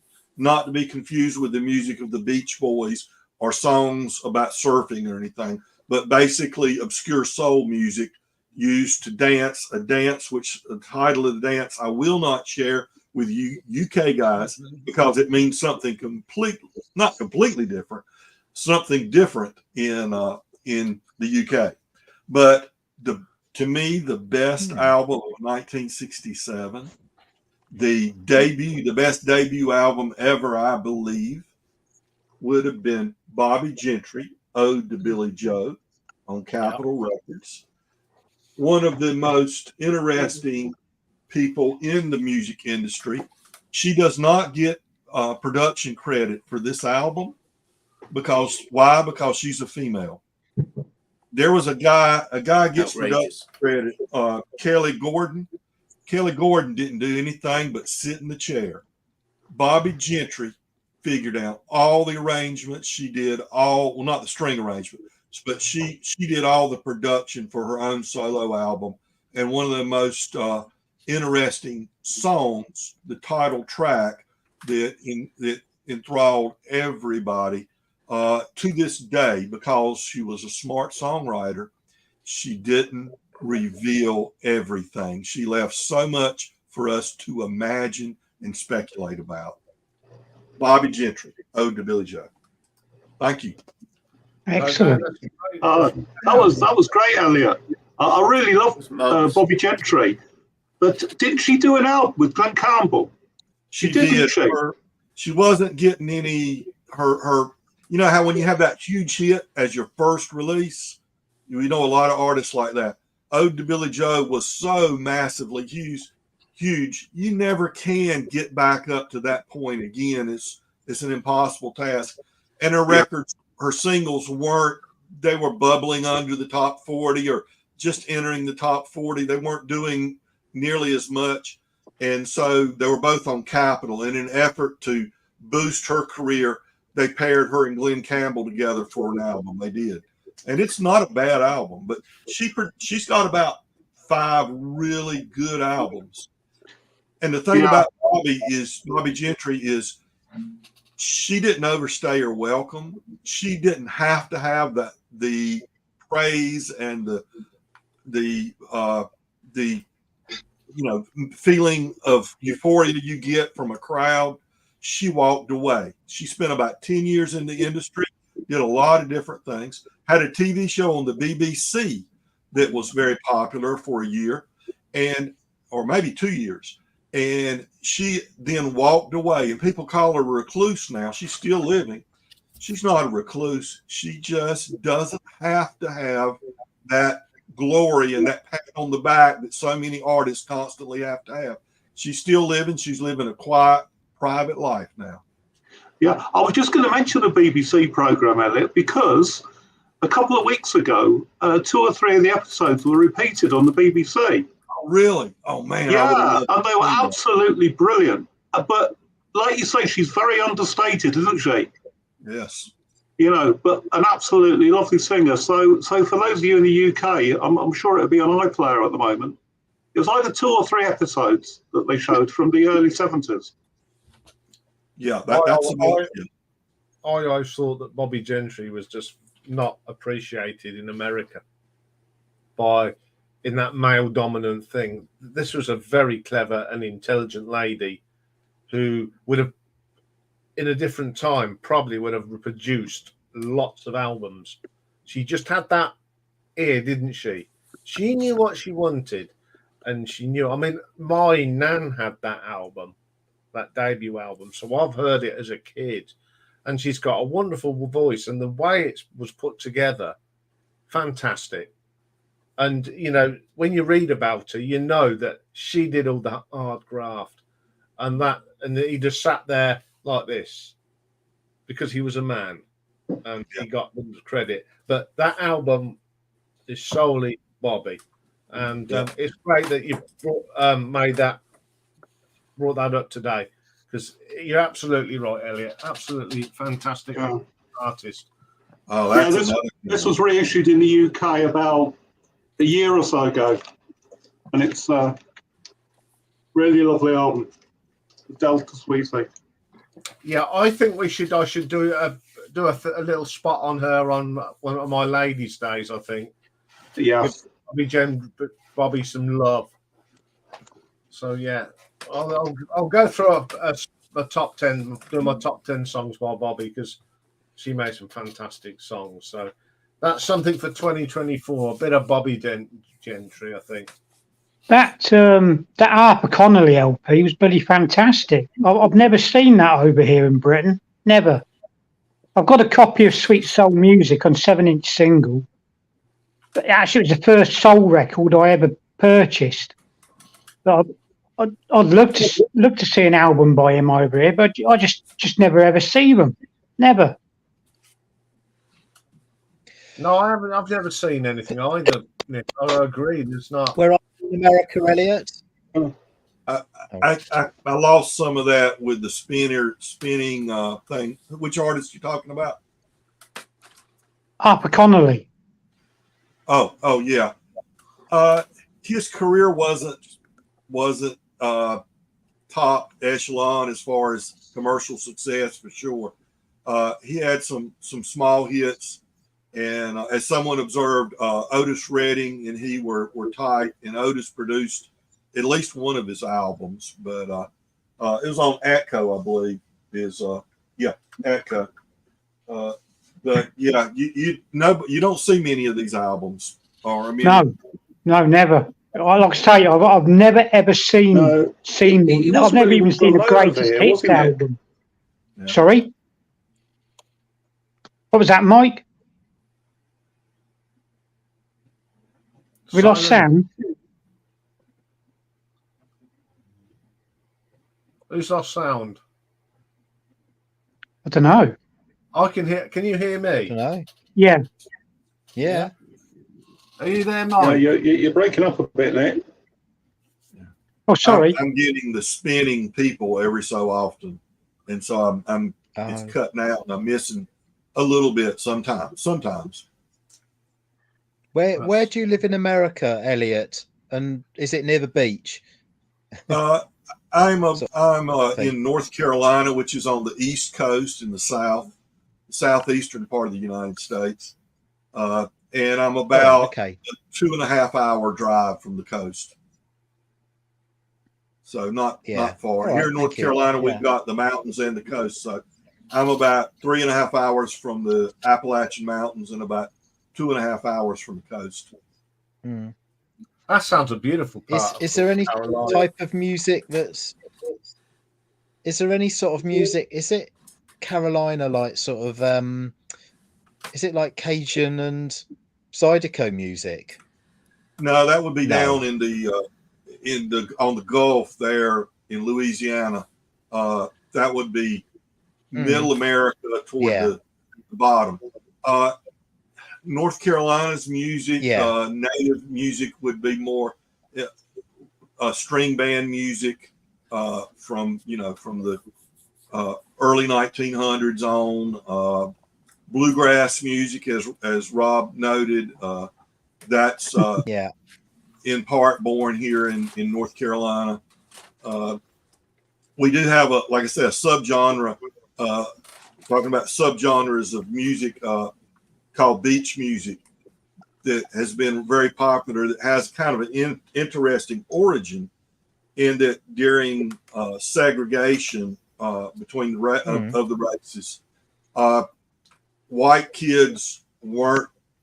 It was frowned upon for them listening to black music, and when they would go to the beach away from their parents' eyes and ears, they would go and play jukeboxes that were filled with soul music and R&B.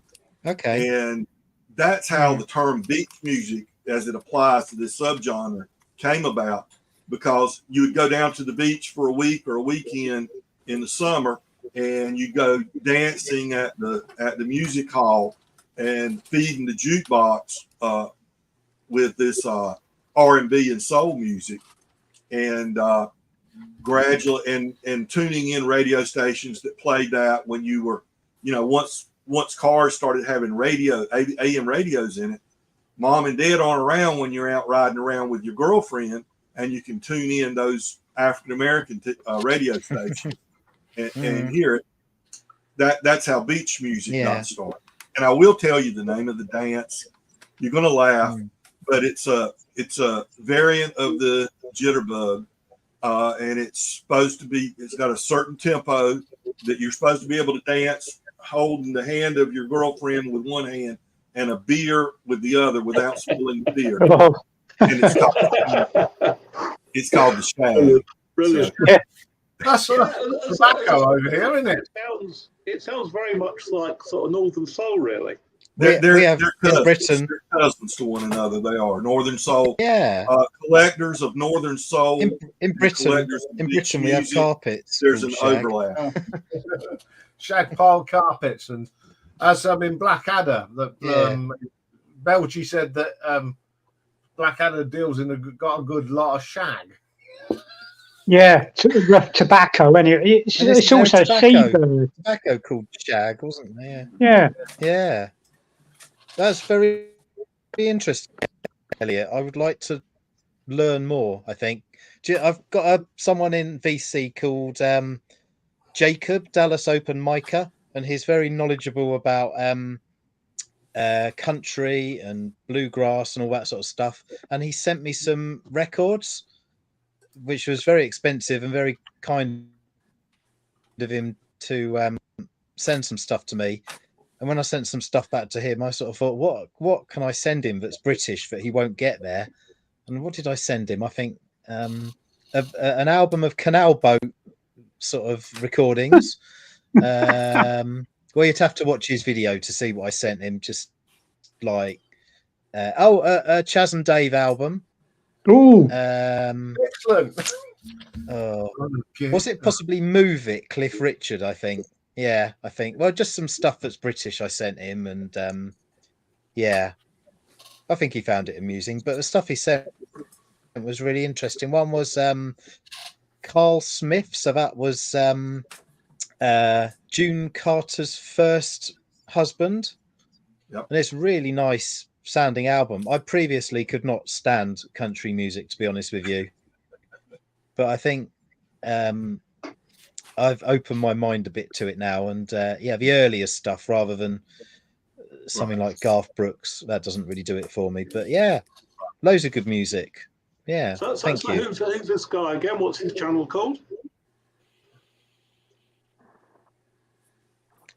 Jacob Dallas Open Micer. It's called Dallas Open Micer. He does a bit of stand-up comedian as well. All right. You said go on. It's what very. you're saying, Sorry. yeah, as you was on about when I do my like top tens. When I do the American top tens, there's a lot of tracks in the that I've never ever heard. I mean, today's an example. Was it Bill Doggett? I'd never heard that up until a few weeks ago, and I thought, well, why didn't we hear this song? It's a good rock and roll song, and I like how one side you've got the rock and roll, and on the other side it's got the big brass sort of rock and roll sound on it. Never heard that record in my life. So yeah, it's they're great records that didn't make it over here. Well, when I was looking for 67 records from '67, you know, I was a teacher for my working career, so I don't like teacher movies per se, or movies about education or anything like that. You know, because you see all the problems telling that story and how, you know, how much the movie's not like reality. But there's one movie about a teacher that I've always loved, and it's from '67, and it takes place in London. Can you guess what movie it was? St. Trinians? St. Trinians? No? No, To Sir With Love. To Sir With Love, with Sidney Cordial. And so that soundtrack with, who was it? It was Lulu, wasn't it? That played Lulu, yeah. Yeah. So I've got a copy of that soundtrack as well. A while ago. Yeah.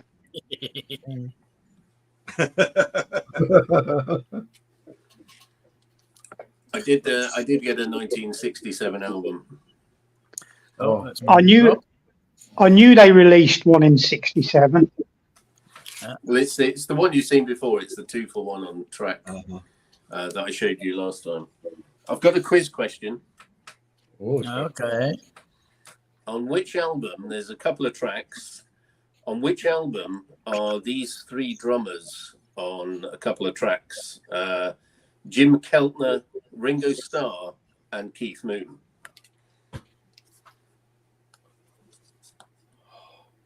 Oh. Well, I'll give you a clue. Plastic Ono Band. Oh. Oh, is it the live one or something? It's obviously, yeah. Is there a live album? Oh, it's Nielsen. Yeah, Nielsen, yeah. Nielsen the Pussycats. Yeah, the Pussycats, or just Pussycats. Nielsen, yeah.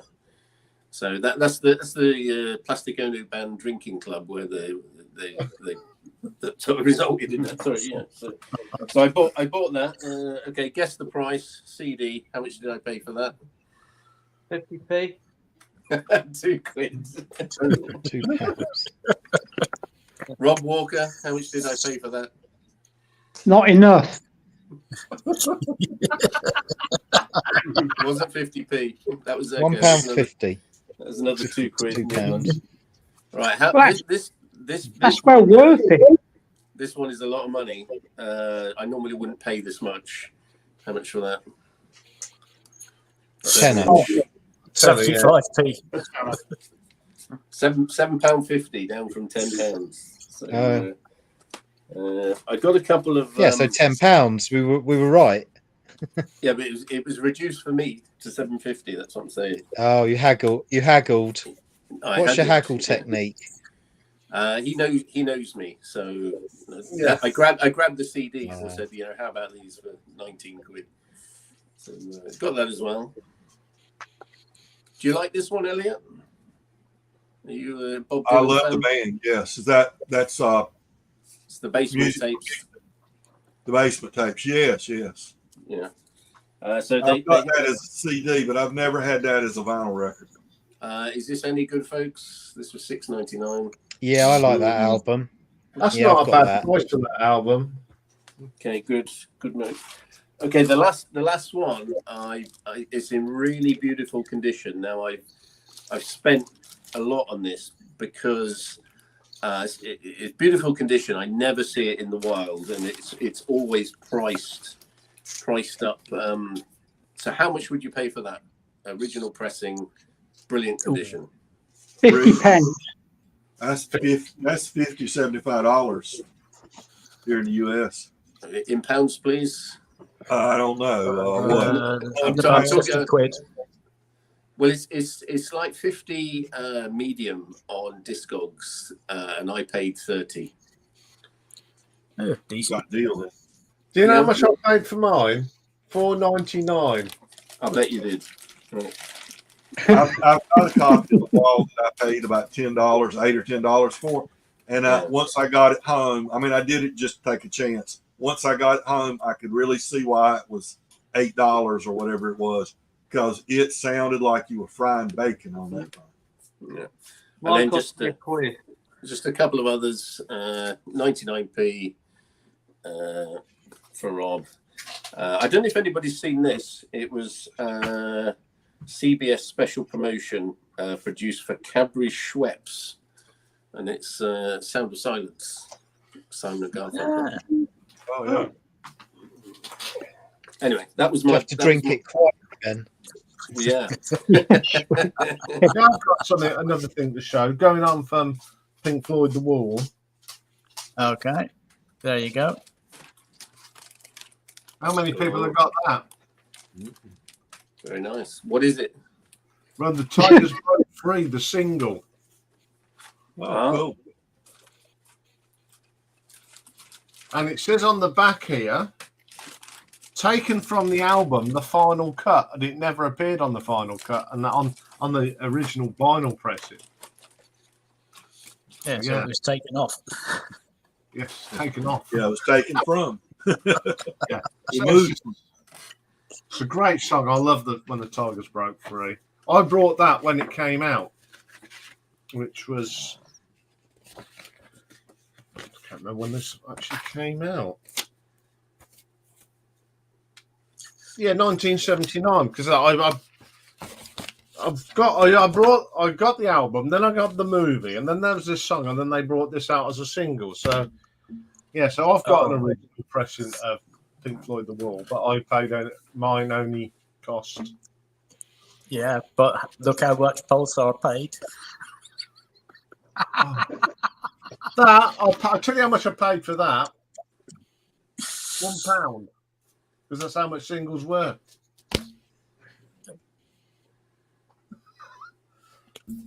So that's an oddment of Pink Floyd I've got. Is that one? Sorry, Nick. I was going to say to Steve, did you see my last video? Who Live at Leeds, Japanese pressing? I saw it there. I haven't watched it yet, but I will watch it. Yeah, I picked up the Live at Leeds Japanese pressing with the Obi strip. Wow. But it hasn't got all the gumph with it. No. How much did you pay for it?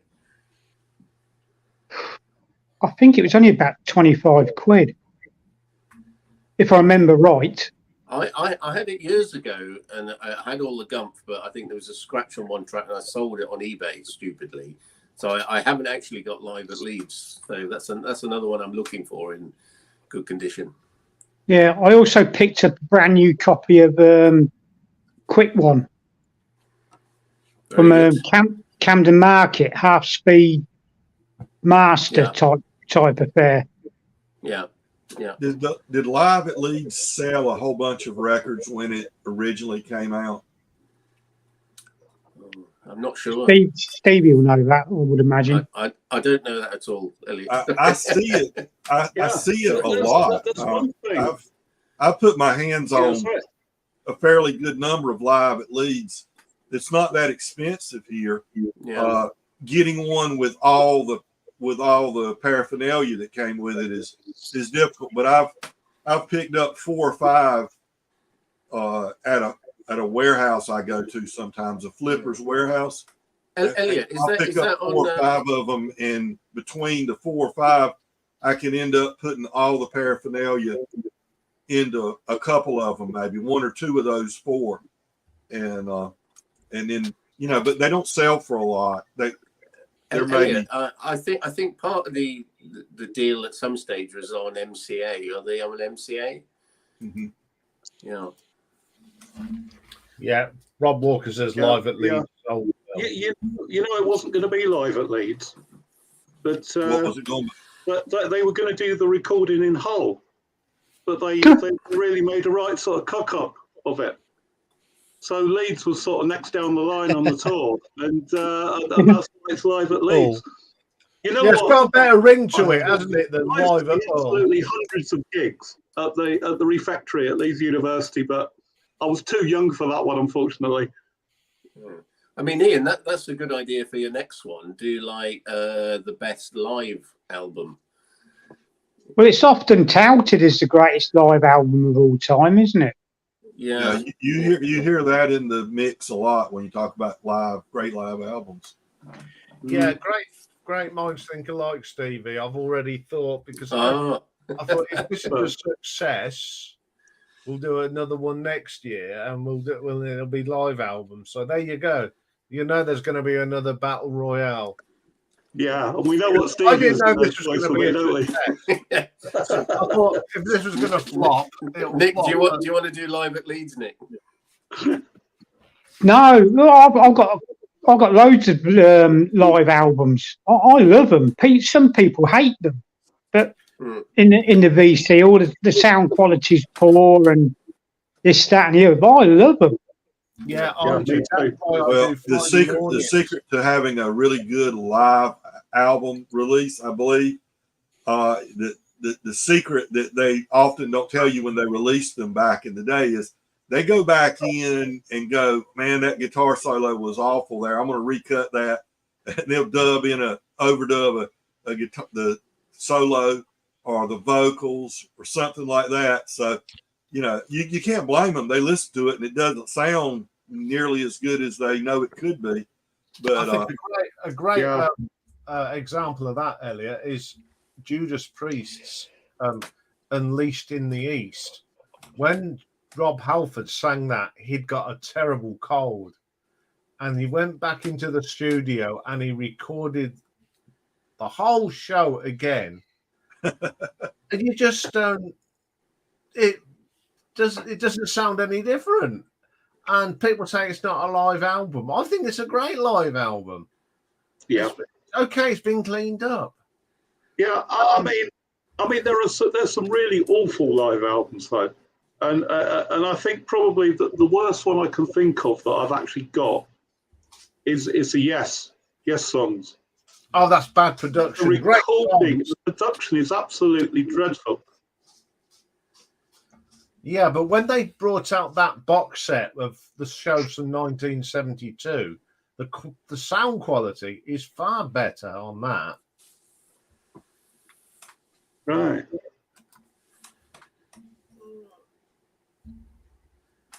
Yeah, it's right. Like greatest hit sort of things. But I'll tell you what I don't like, and I mean, if you've watched my live ones, was what Sony do. They put out this album, and all they do is rehash other albums, put them in different order, fade them out, and the quality's half as bad. Why would you go and buy an album like that when you've got the full album? I don't. It's just making money, isn't it? Well, I'll give you an example of a band that their live album becoming very popular introduced so many people to the band, and so that's an advantage or a positive to a live album sometimes if they're not already a huge band. And that's Little Feat's Waiting for Columbus. When Waiting for Columbus came out, Little Feat's catalog had never sold well at all. You know, all the catalog before Waiting for Columbus. Waiting for Columbus songs got a lot of airplay on FM radio, and it introduced the band, and a lot of people, me included, then went back and searched out their catalog from before. So, you know, that's one positive from a live album. But a big, huge artist that puts out a live album, if they're so huge and you've already got most, or if not all, of the albums those songs appear on, it is kind of a letdown, I'd say. Yeah, what I like about live albums. Would you rather go and see a band live, really? Wouldn't you go and rather see a band live, really, than actually just listen to it at home? Unless you were there, I suppose. But I mean, it is 100. The experience is 100 times better if you go to a gig. You know, there are bands that that I might not sort of care for particularly, but if I go and see them live, and you get an experience. I think watching live music is just such a fantastic thing. Yeah, there's times I've been with bands like the support act. I mean, the number of support acts that I went out and brought their albums. I mean, the first time I saw a band called Thunder, a British band called Thunder, they were supporting Heart. Went and brought their album, and I'm a huge fan. First time I saw Bon Jovi, they were a support act. They were supporting Kiss back in 1984. Good God. Now, there is a good live album that Martin showed. Yeah, I think there's a limit then to what you can enjoy live, because if I was watching Bon Jovi live, I think I'd probably go home. Sorry, Ian. Well, I saw. I'm lucky that I saw Bon Jovi at their best. Yeah, that is a great live album. That is. Yeah, I've got that on CD. Yeah, it's it is. great, it's when she just. It's when she just joined. Who is she? Who is she is. So Floor Jansen. Floor Jansen. So she's the third singer that Nightwish had. Nightwish. Dutch. Tasha, wasn't it? Tasha? Yeah. Tasha Turunen. Taria. Dave's one of Dave's favourite bands, Nightwish. Yeah, it's a really good live album. Yeah. The only tune I know by them is one called Nemo, I think it is. Yeah, that's a good song. Nemo, yeah. Oh yeah. Amaranth. That's all I know by them. I prefer her.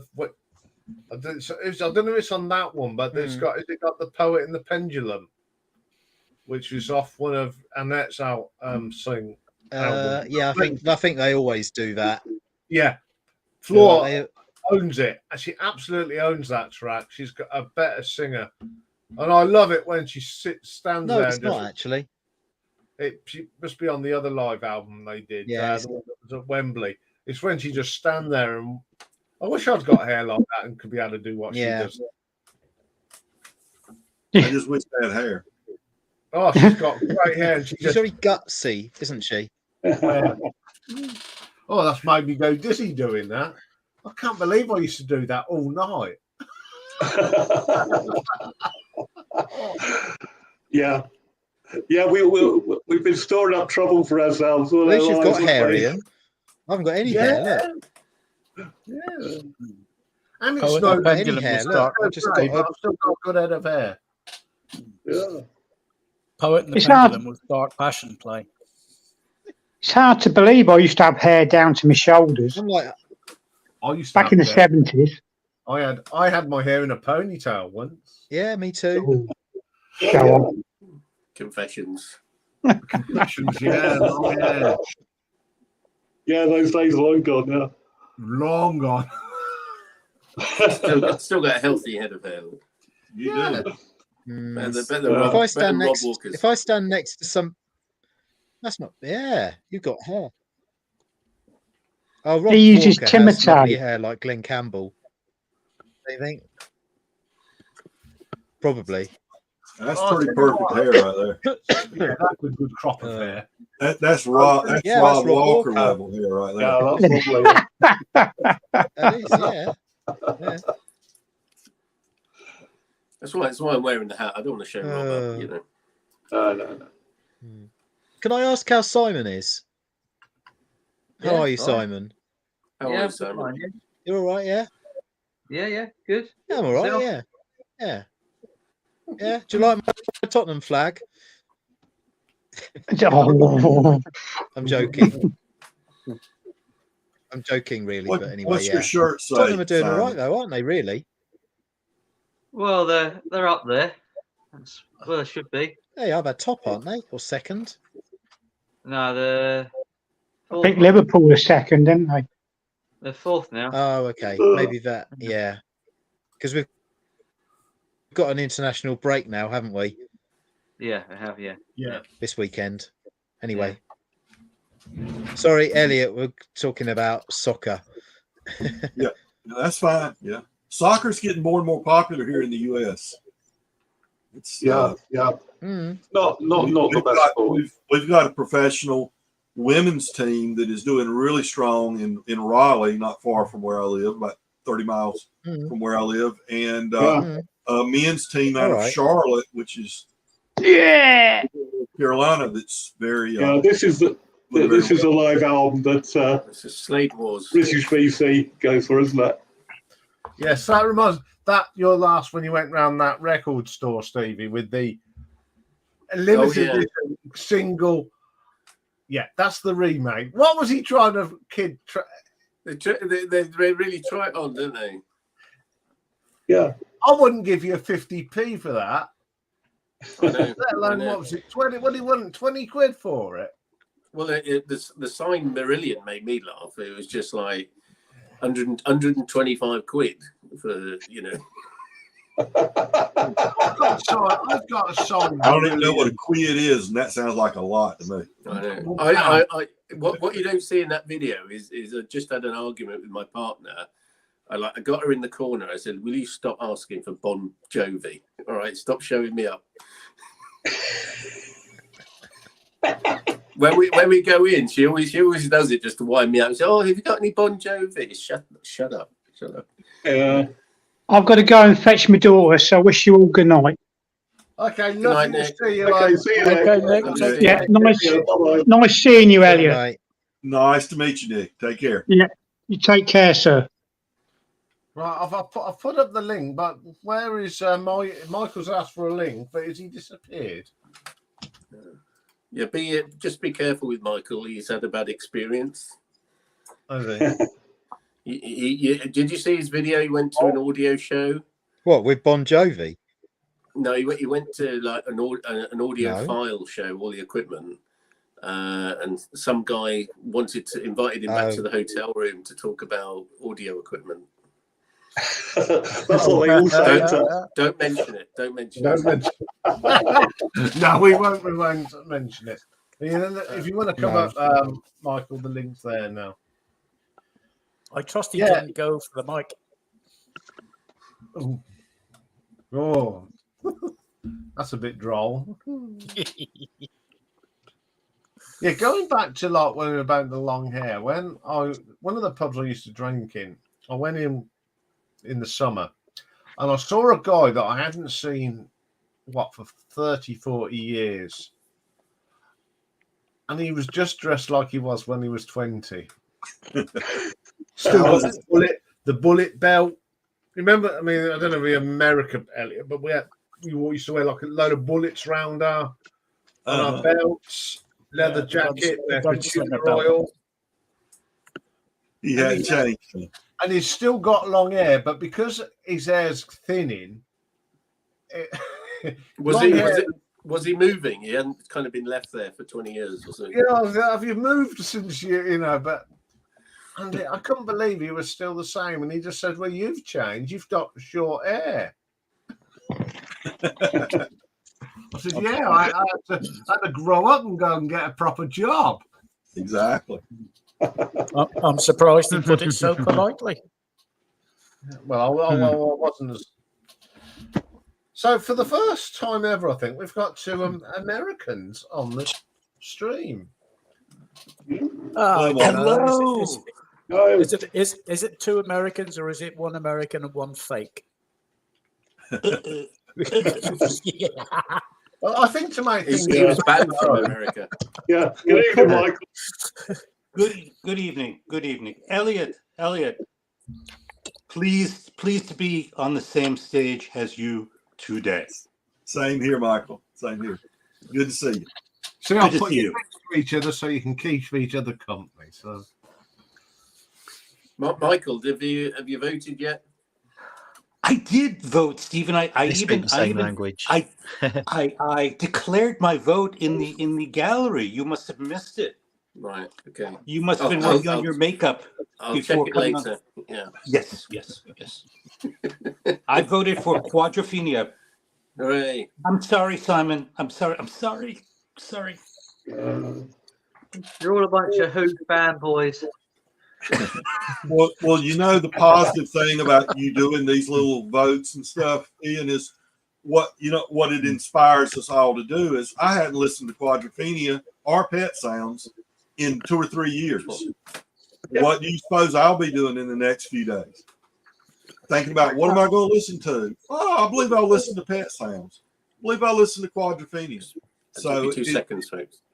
Yeah, that's the good thing about it, Elliot. I listened to Robert Wyatt's Rock Bottom for the first time in years last week. Because there's a lot of records and not a lot of time to listen to them all. No. Yeah.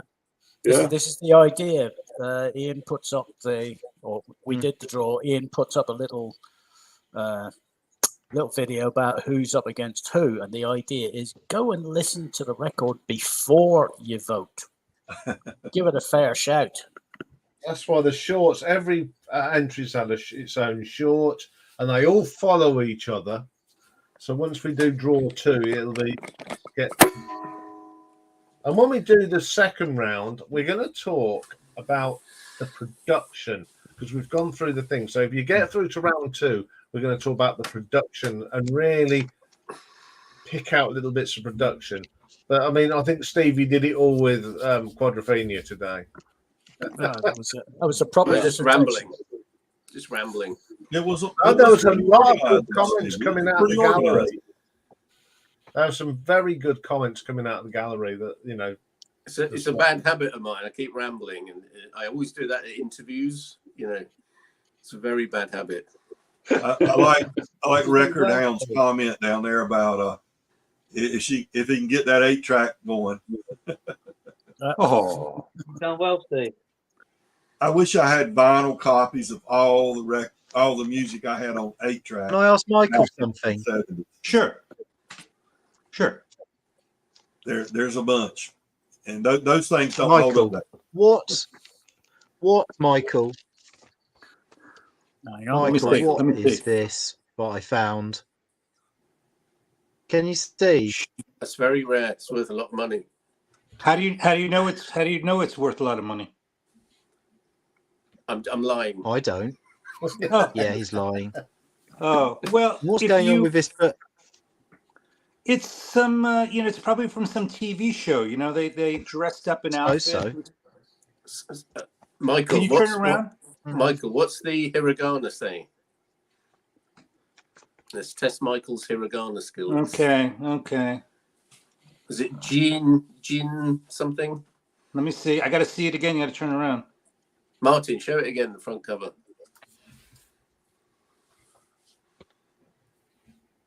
The top banner. Hang on, let's take it out of the thing. Say, I can't. There's too much reflection. Okay. Jinsu. No. Cinderella.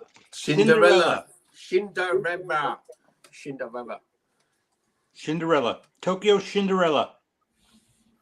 Okay, and then I can't read the kanji on the left. I'm sorry, my wife could, but I can't. What else? That one. Jeez. Let me see the top. That's Cash. Kawaii, cute Kawaii. Something san, and then Kawaii something san. Yeah. Martin. You do know that if you use Google Translate, you can just on your camera, you can translate it in a second. You don't need to test my abilities and embarrass me. Oh, okay. In front of all these people. You know that, right? You rat bastard. How do you cope in Japan? I just thought I'd test you, You haven't even learned the language. There's another one there. I don't know what that is. Some sort of Italian film, I think. It looks a bit against the movie. What is that? What is that in Italian, Michael? Pietro. He hasn't got a clue. Pietro Jeremy Pietro. It looks like a guy that could make an offer you couldn't refuse. That makes sense. Jeremy Pietro. As far back as I can remember, I always wanted to be a sushi chef.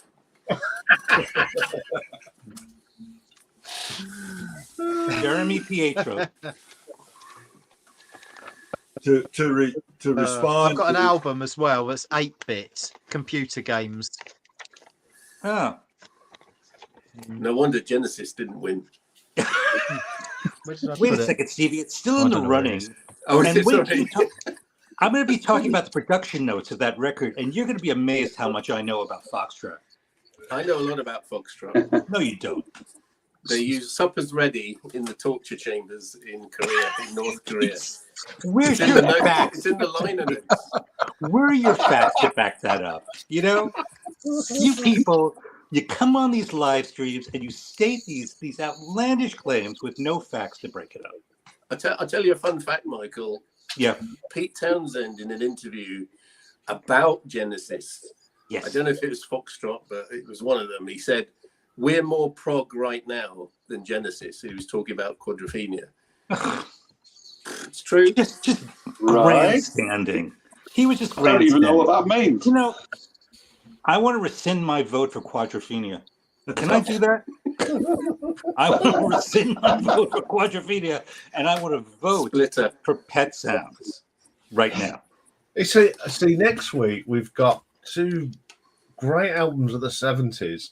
We've got Rainbow's Rising, which is probably one of the greatest rock albums, against Close to the Edge, yes, which is one of the best prog. As Michael looks in disgust. Yeah, Rainbow Rising. Oh, we didn't pick it. Well, obviously you won't be voting for that one. It's a great album. It's a great album. Both them, all I'll say, both them number ones are my favourite albums by both artists. So it's going to be a tough one. I mean, I'm glad I don't have to think. Yeah, I'm a big fan of Yes. I've even been to the Holy Grail on the Yes. The You Yes certainly have. I put the work in, guys. Yeah, you put the effort in. But then again, I've done my bit. I've been to. I've everyone's done Abbey Road. But I've drive over that every day. I though have stood next to it's a Northampton Power Place in Northampton where they filmed some of the Living Daylights, the Bond movie. Mm-hmm. Well, you remember I've got an anecdote for Martin. Yeah, you remember the scene where the Harrier goes out in Austria, goes out of that like a castle? That's actually a gas thing. Jones the and Bond, they put wasn't like it? bricks. That one.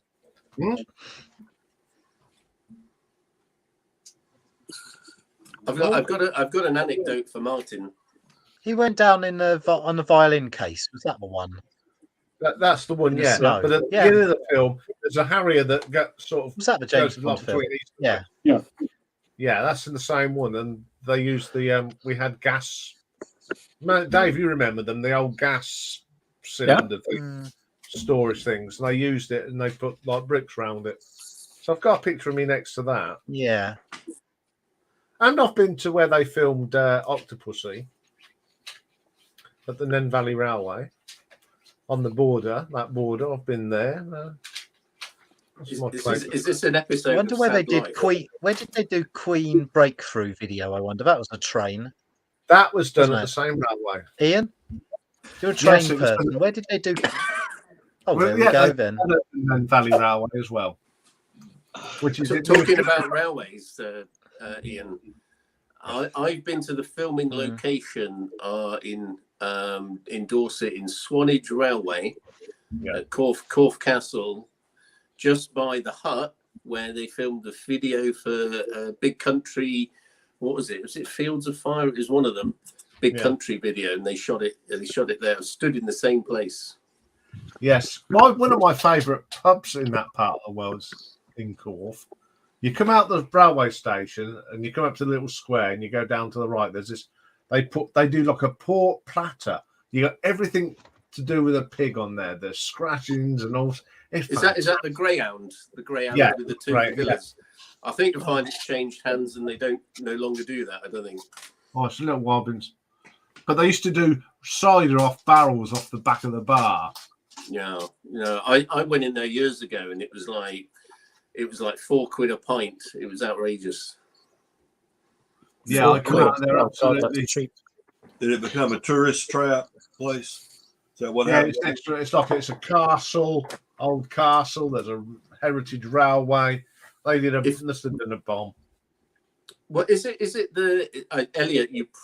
I think you almost certainly won't have seen a BBC production of is it the Mayor of Casterbridge, where they use that bit of road in Corfe Castle as the filming set, and you can see all that in the background. But I haven't that's seen highly that. Unlikely. Yeah, I do watch some British BBC or other British shows sometimes, but I haven't seen that one.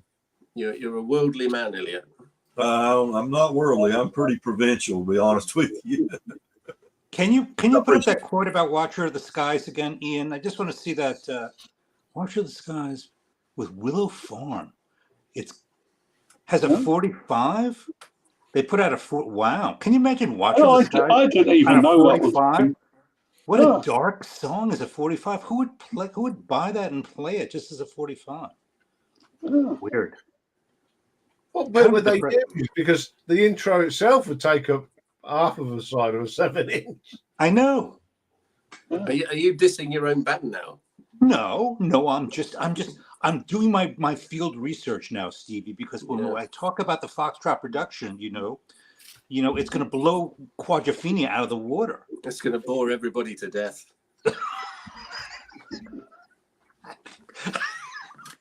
Martin, I'll have props and visuals.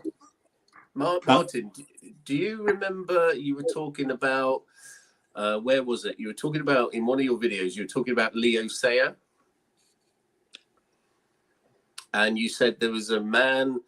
Was it? He had a bookshop and some music, and he had to stock all the Leo Sayer CDs. What town was that in again? It was my local record shop. It began with an A. It was in Amersham. Yeah, it was in Amersham, and Leo Sayer lived, in Buckinghamshire, so very near. I suppose near to Watford, you would say in a way. You anyway, commute to London, when Leo Sayer moved to Australia, yeah, you can go and did you ever meet? line or Did the you ever Chiltern, meet Leo Sayer? Turbo, as it's called. Not much turbo about it. Did you ever though, meet but anyway. Leo? He kind of had a hit song in No, America. I know where he can't remember the lived, title but I of it. didn't stalk him or anything. Anyway, Yeah, because I had an Italian girlfriend. when I need Oh, you, here we go. Oh, She knew Leo's partner, and I met. We had a lift with her, so I had a curry with Leo Sayer one evening in Amersham. oh right, okay. Yeah. Oh, so okay. Anyway, when Leo, the story is when Leo Sayer moved.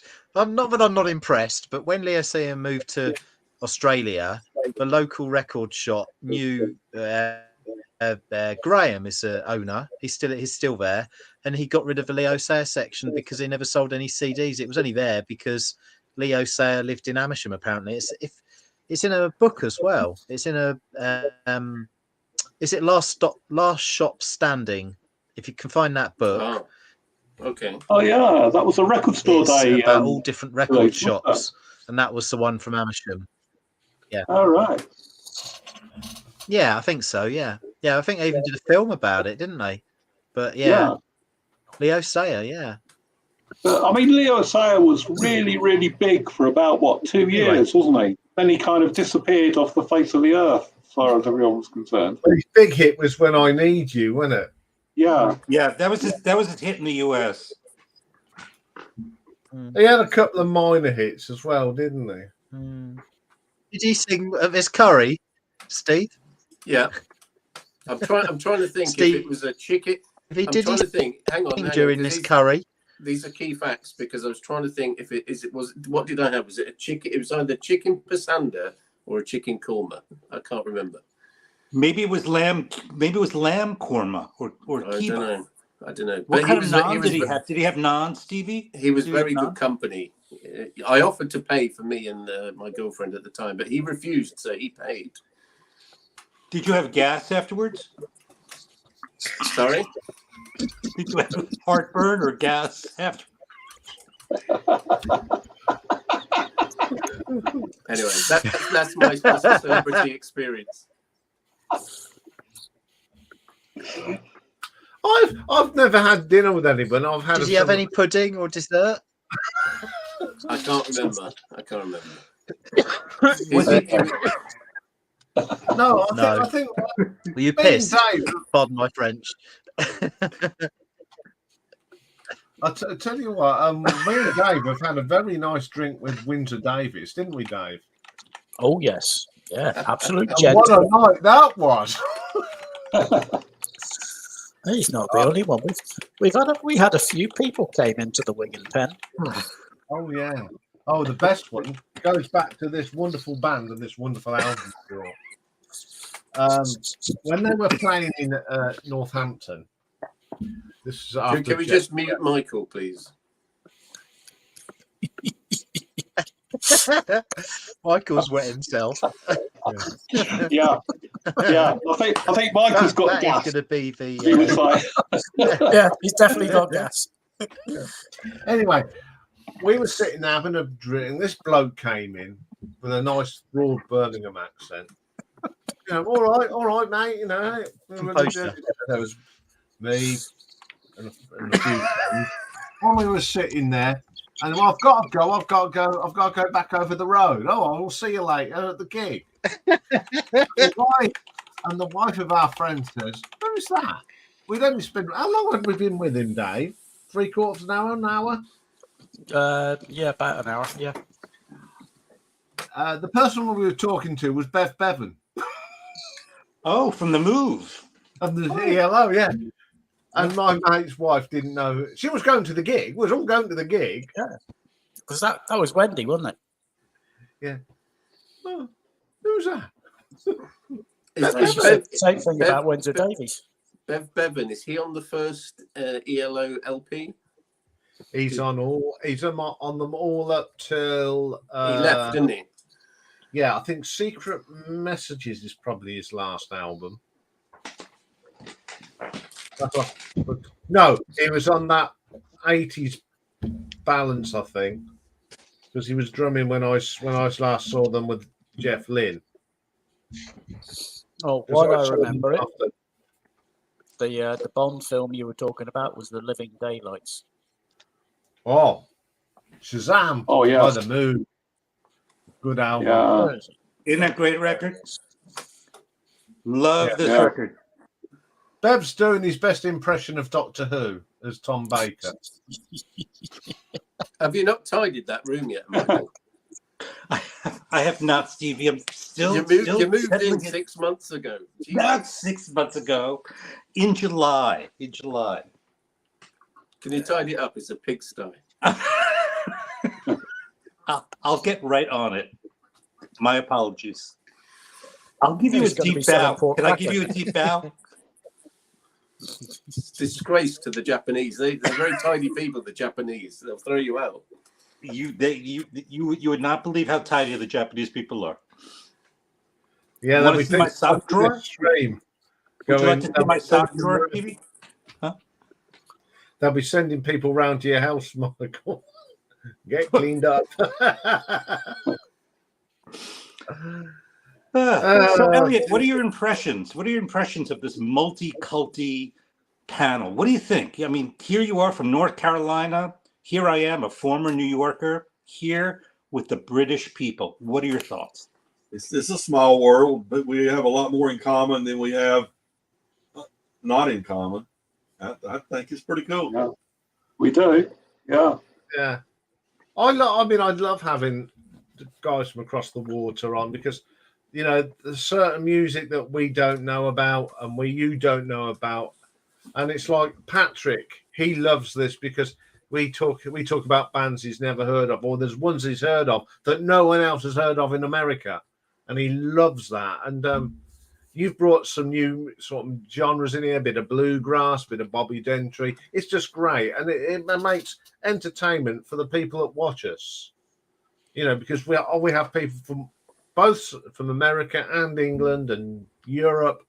It's become a proper vinyl community. It has. Yeah, exactly. And I mean, we've taken this big world and we've made it a much closer, made everyone closer to one another. Yeah, I mean, Elliot, would you have thought 25 years ago that you'd sit here on a Thursday talking to guys in England about music? No. And sharing our albums and sharing our experiences. I didn't think. Because it would have been Top of the Pop. We'd have been watching. We'd have all been watching Top of the Pops. Yeah, Thursday night was Top of the Pops night in the UK. Yeah, it would have been perfect. Very important. Thursday night would have been perfect, Martin, because didn't Top of the Pops go up from 7:25 till 8 o'clock? Yeah, and then we could have come on here, couldn't we? Yeah. Oh yeah, we haven't got to get the odd Canadian or two. Yeah. Oh yes, with his comedy records. Yeah. Top of the Pops was a BBC. Is it the BBC One and BBC Two that you have? Yeah, BBC One. It ran for years. Yeah. On BBC One. Yeah. So it was just the sort of, you know, the weekly chart roundup. Yeah. And everybody watched it, you know.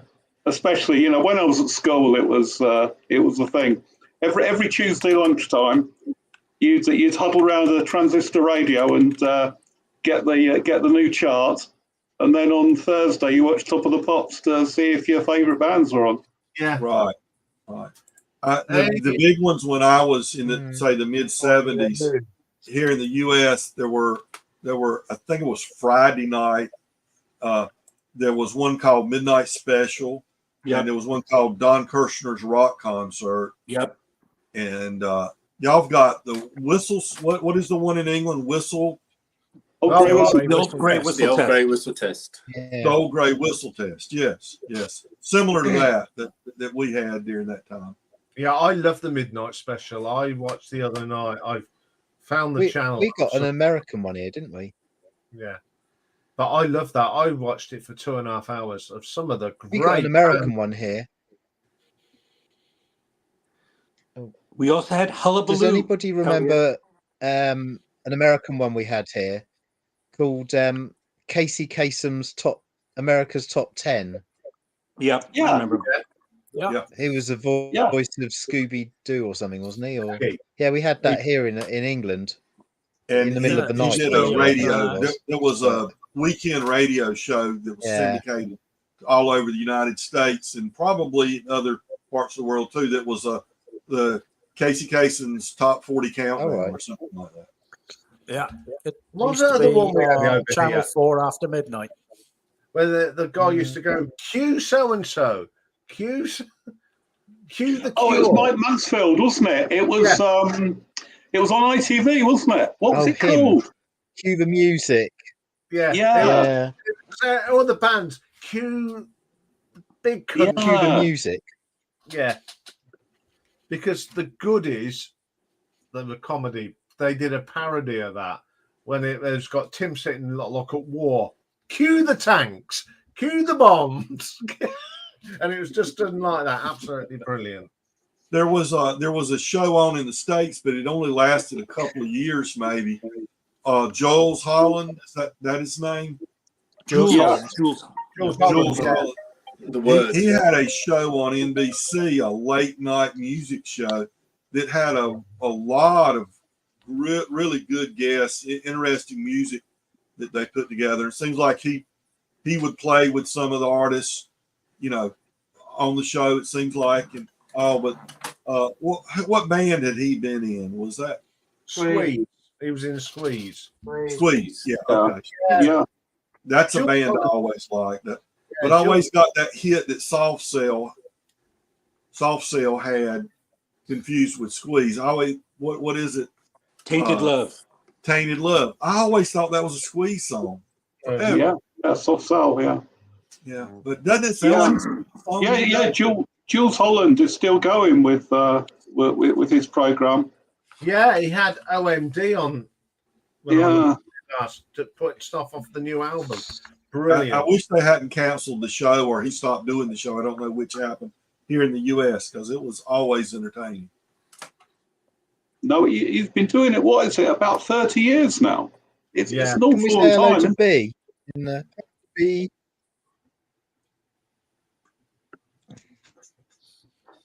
Yeah. So I wanted to say hello to B in America as well. Oh. She's in there making the comments. If you know her, Besides, videos, right. does videos with her husband sometimes, or Friday related. night. And stuff. Yeah, Cool NBC did the Friday night videos. Lives somewhere.